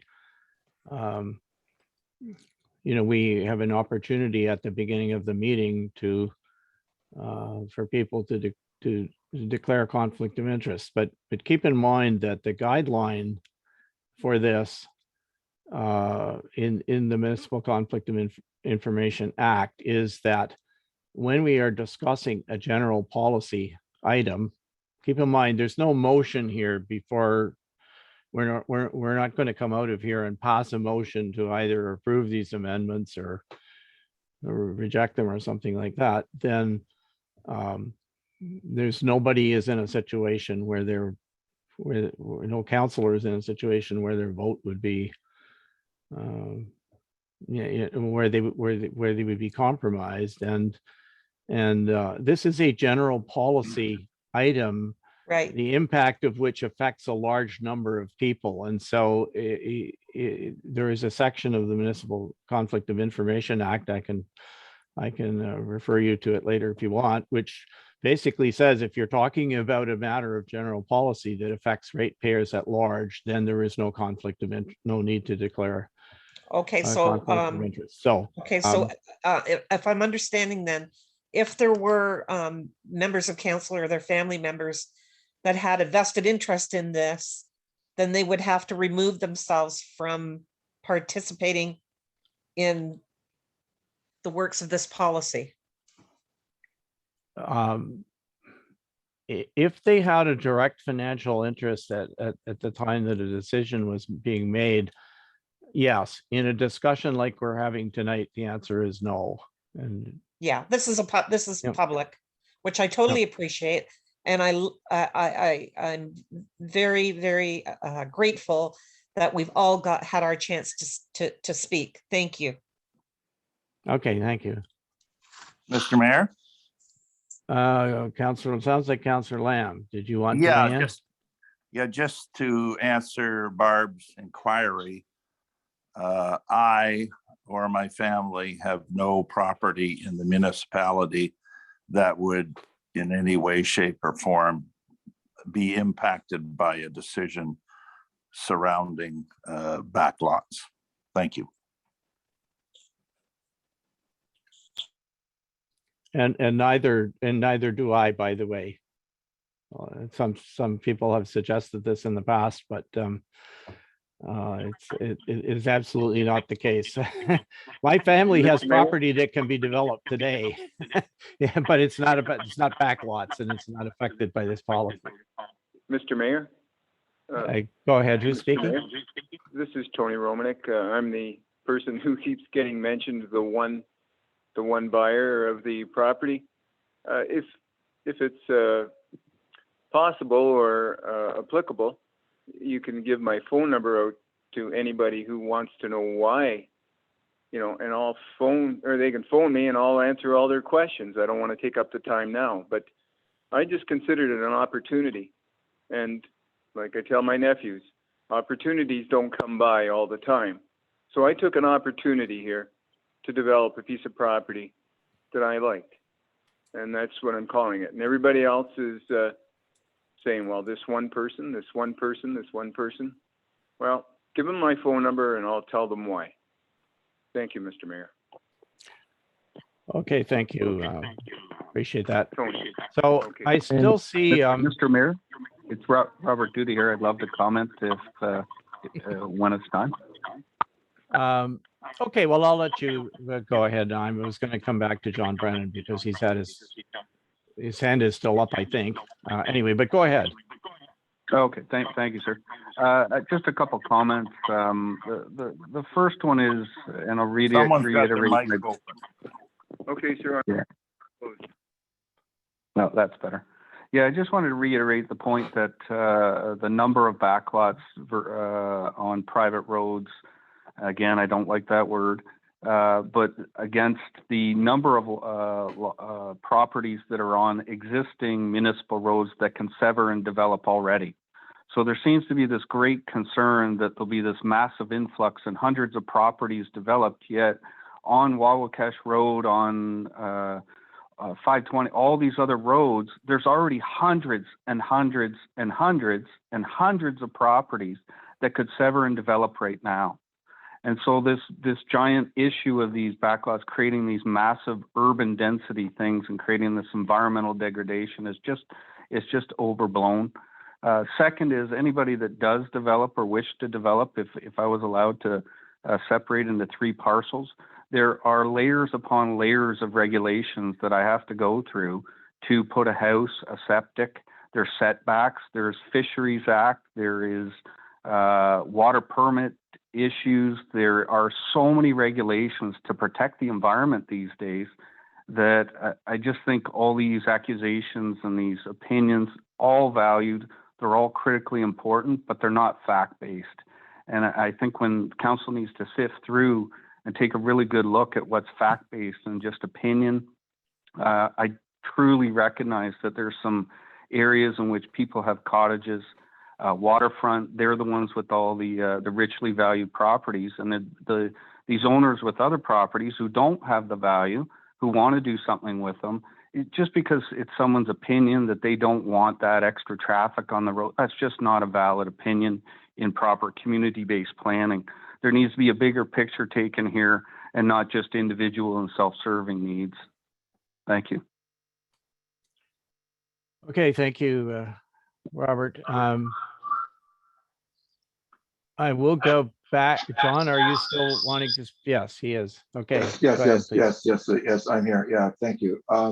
I'm going to be openly critical of council, but not this council. So I don't want anybody to have their backs up.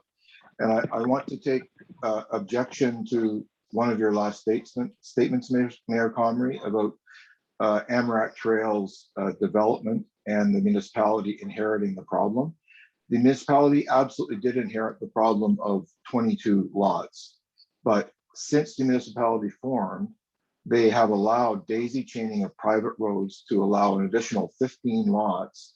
So now up to 37 lots off of a series of private roads with absolutely no road agreements. And we have a very, very difficult developer that has done the other 15 lots. He's impossible to deal with. Everybody knows he's impossible to deal with. And the message we keep getting from the municipality is, why don't you form a road association? Well, it's absolutely impossible to form a road association. As being a diligent citizen, we tried to get the owners of the various lots to agree to paying on their taxes to have a municipally assumed road. And we actually took a vote a number of years ago and presented it to council. We did successfully get 60% of all of the landowners agreeing to pay. It was around $20,000 or $30,000 each to get the road upgraded to a municipal road. We got the votes. I went before council, and nobody on current council was on council at the time, so nobody take offense. I went before council and said, I have the necessary votes for the municipal assumption. And the message I was told was, there's an election in 6 weeks. We are a lame duck council. You must start the process over with the next council. So I do not cut council any slack in general at being helpful in resolving road issues. Thank you. Okay, thank you for your comment. With respect to the other road that was, I'll ask John Jackson if he wishes to comment on this. And the reason I'm doing this is because at the time that road was being created, I asked him, I said, isn't there something, because I agree with Dr. Brennan, it wasn't an appropriate thing to be going on. And I asked Mr. Jackson, isn't there something we can do about this? So I'll let him tell you what the answer was.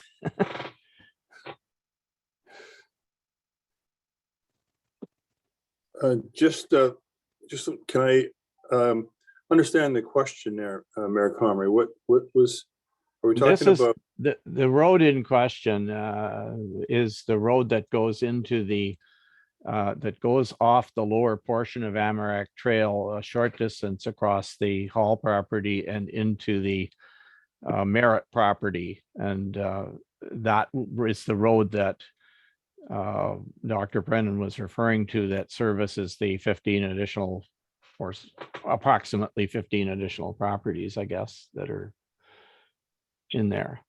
Oh, okay. And it was certainly built without any involvement or consent from the municipality. But the question is, did we have any role in stopping it? Could we have stopped it? The problem there was that it was private land, and for practical purposes, you can put a road across your own property. One of the things that we can't control is that, unless we have certain instruments that are pretty sweeping, that we don't adopt in terms of tree cutting bylaws, for example. But when we did have a chance to try as a council to get involved, when Mr. Merritt applied for a legal registered right of way in place of this informal road over his neighbor's property, then things went sideways. And so it never really, all of council's, I'll call them associated conditions, were never implemented because Mr. Merritt simply withdrew the application. And unless there's a formal application under one of the municipality's authorities, such as a consent to lay down a registered right-of-way, that road was already there and there wasn't any involvement of the municipality. So to be fair, the municipality tried to get a hold of the issues that John is talking about, but it became a real mess, and it's unfortunate.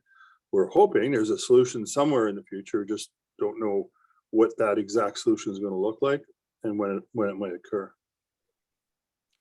Okay, thank you.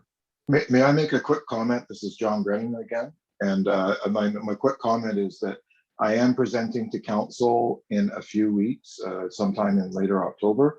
A lot of these issues will come up again, and I respectfully disagree with the perspective of Mr. Jackson as well. Thank you. Okay, thanks. Anyway, I don't think we're going to solve that particular problem tonight. So is there any, I'm coming up to 8:38, I see on the clock here, are there any other comments, any people who haven't spoken, or any, well, just anybody else who hasn't spoken? We seem to be, I don't know, I think at the end of our speakers list. Mr. Mayor, it's Scott Nash again. I have a really quick question that I forgot. I'd like to make a comment if possible, if there's time. Thank you. Can I ask who that was? I heard Scott Nash, but who else was speaking? Dennis Morrison was trying to get in, asking for additional comment time as well. Thank you. All right. Well, I will ask both of you gentlemen to be really brief, because you have spoken multiple times already. But Scott, go ahead. Okay, it's a really quick question.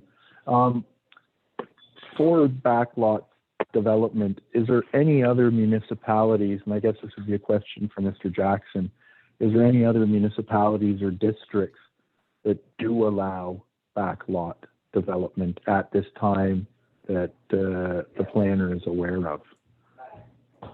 Good question. John? Yes. That's the answer, yes. And which ones are they, would you know? They are the sister municipalities of the planning board. There are some up north and some down south. Again, all since the province had opened up the willingness to support that kind of development. Not all municipalities have elected to go down this road, but some have. Thank you very much for the answer. Thank you. Okay, and Dennis? Yeah. Thank you, Mr. Mayor. Just a couple quick comments. Was brought up, there's a common misconception that the Whitestone Conservation Association is just Whitestone Lake. Actually, we represent all the lakes in the municipality, and it's really a municipality of Whitestone Conservation Association. So our membership actually goes larger than one lake. But my other comment is, again, following up with Dr. Brennan, council's inability to assess when development proposals come up. I don't believe you have the toolbox in place. Council tends to react to developments, does not have the right tools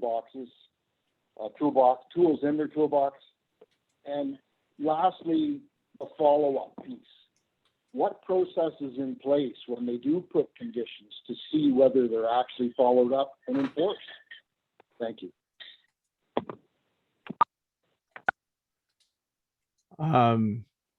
Okay, I don't know if that, Dennis, if that question was rhetorical, or I could ask our CAO to maybe to respond on that, what our processes are. It's a rhetorical question, Mayor Comrie.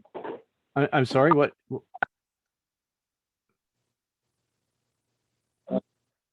Mayor Comrie, that was a rhetorical question. Thank you. It was, okay, so you're not looking, all right, well, I won't put our CAO on the spot, but yeah, it's a legitimate question to ask. I warrant you. Anyway, if there are no other speakers on the list, and I do want to express appreciation to everybody who has spoken already, and to the, obviously a great deal of thought has gone into many of the comments and submissions. But if there isn't anything new that further, then I would entertain a motion to close the public meeting and go back into our regular council meeting. Would a councillor like to? Are you moving, Councillor Gore Matthews? Yes, I will. Thank you. Is I'll there a second? Councilor McEwen. Thank you, Councillor McEwen. Is there any discussion? Is anyone opposed? Mr. Mayor? Oh, yes, did you want to speak? Councillor Yeah, Lamb? I don't know whether there's an opportunity. Obviously, the purpose of this meeting was to listen, and I've done so, I think. I just had a couple of comments or questions, and I know we'll debate this and decide at a future date. But when we do come out of the public meeting, will we have an opportunity as councillors just to maybe ask a question of our planner or not, or is that inappropriate? No, we can do that if you like, sure. Okay. Do I do that now or when we come out of? when would Well, I do that? Sorry, I'm just looking at our agenda under, well. I don't think there's We're not, an we may not have a motion on the floor at any point in time, but Yeah. you know what, you can do it right now if you want. We'll just hold off we'll just treat this as discussion of the motion to go back. Yeah, into yeah, regular I mean, session. Go ahead, don't, you Yeah. don't need to wait.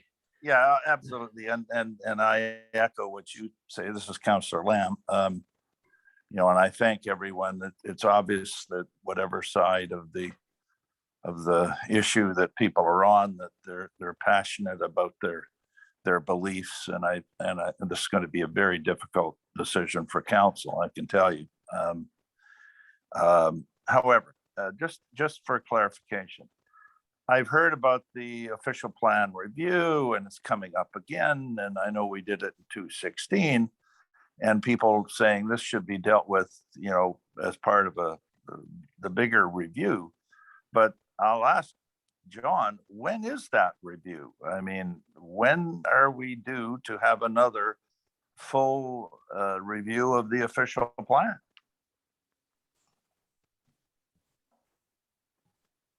John?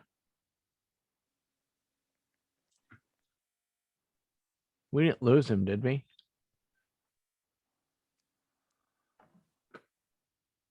Kind of hope not. Anyway, that's my question. And I think that's a relevant question. And if it's next year or the year after, then but if it's 4 years from now, anyway, that's my question. If we've lost them, I don't know how I can ask this other question. There's 60 lots that are identified. I was going to ask him how we came up with those 60 lots, and because I'm fearful that there's more than the 60, but hopefully I'm wrong.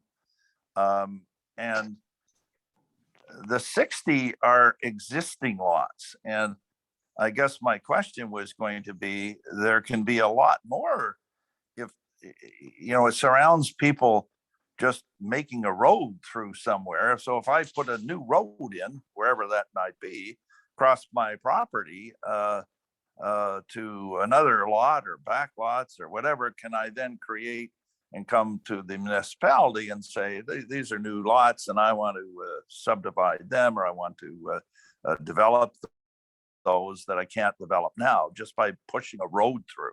For in other words, I guess what I'm getting at is there's 60 now, but how many can there be, 10, 15, 20 years from now, if it's just a matter of putting a private road in? Where does it open it up more? So that was going to be my question of him. And then I take it the planner still isn't on the call. Is that correct? To the best of my knowledge, he has left the call, so I don't think that you're going to get. Okay, an so I'll just make one third comment, then I'll let it be. I do think it's important when you get into discussions like this to have objective criteria by which to make a decision, and I think the planner has to come up with objective criteria so that we're not dealing on emotion and we're dealing on facts. And I think that's the duty of council, to objectively look at something. So I encourage our planner, and maybe our CAO can pass this on to him since he's not on the call, to make sure that when this does come to council, whether it's a month or 2 months from now or whenever, that he's judging this and commenting this on objective criteria. So thank you. Those are my 3 comments, and I'm sorry that the planner's not around. So thank you. Sorry. Yes, my apology. By I guess by indicating that we were going back into regular session, he figured his duties were over for the night. So, but we will get. Just make sure he doesn't bill us beyond when he went on. We'll get answers to your questions, Councilor. Are there other councilors who wish to comment? As I said before, I wasn't trying to stop any councilors from weighing in. I see Councilor McEwen has his hand up. Yeah, Mr. Mayor, I'm kind of disappointed that John Jackson left so soon. I had, as Councilor Lamb alludes to, I had a couple of questions of him as well. And they were along the lines of establishing new policy and proper criteria. And, if we go that way. And secondly, I guess it's more of a council comment than to him specific, or my personal one, but I'd like to see us receive some kind of a summation or at least analysis of this from Mr. Jackson and say a CAO, as Councilor Lamb also alluded to. So anyway, that's it. Thank you.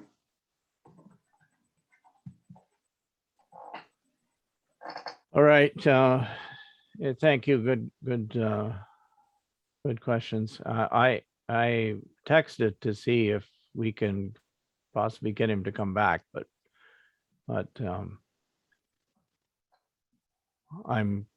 he's probably left his office.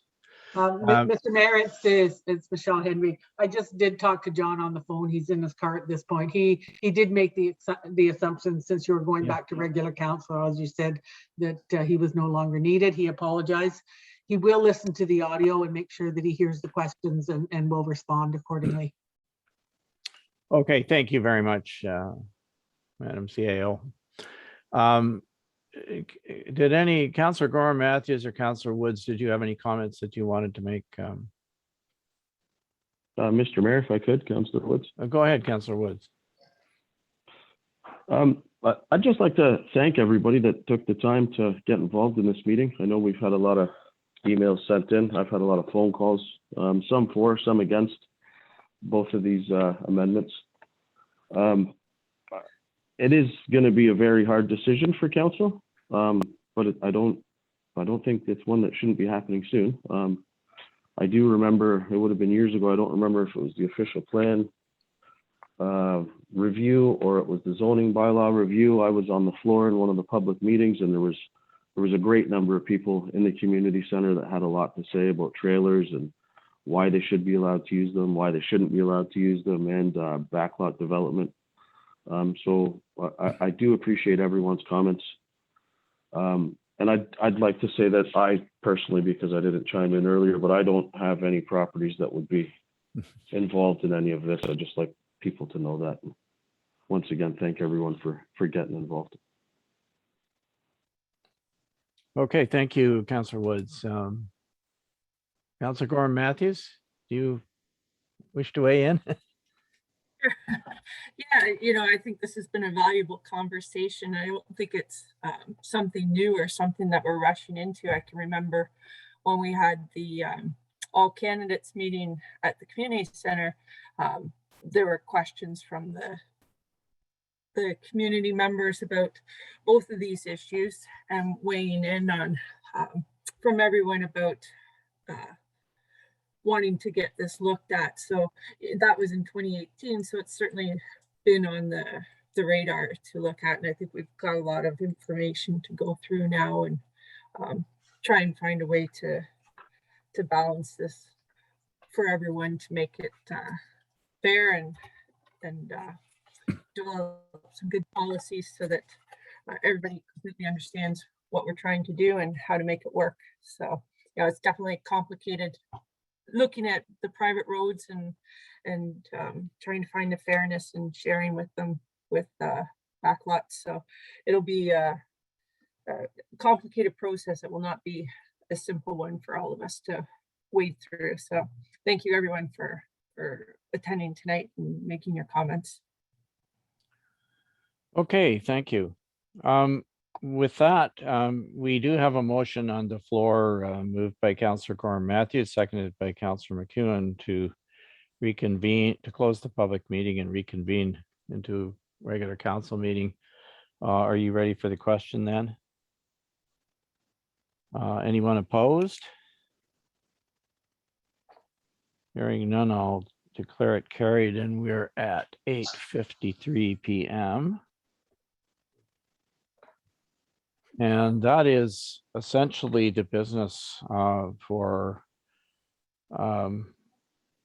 this evening.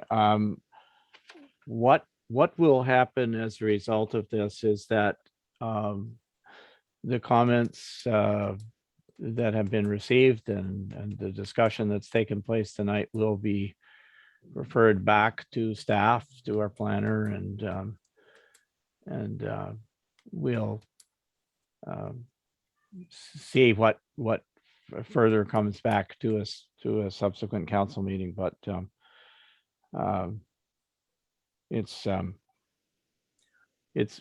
input has been useful, and I think we have lots to think about and to work on. And so please stay tuned, and there should be some more. There will be further developments. Could I get a mover and seconder for the confirming bylaw, please? Not that I think we have anything to confirm, but just to be safe. I'll make the motion, Councillor Lamb. Thank you, Councillor Lamb, seconded by I'll second, Councillor Woods. Councillor Woods. Thank you. Any discussion? Anyone opposed? If not, the motion is carried. The next item is adjournment. Mover and seconder, please. I'll move, Councillor McEwen. Thank you, Councillor McEwen, seconded by. I'll second, Councillor Woods. Thank you. Okay, the motion is that this meeting be adjourned at, looks like about 8:55 p.m. until the next scheduled meeting on Monday, October the 4th at 6:30 p.m. Anyone opposed to that? All right, thank you. And once again, my thanks to everyone who's participated in the meeting this evening. Thank you very much for your time and for your interest, and we'll continue the discussion. Have a good evening and a good weekend. Okay, thanks, everyone, night. and good night, folks. Good night.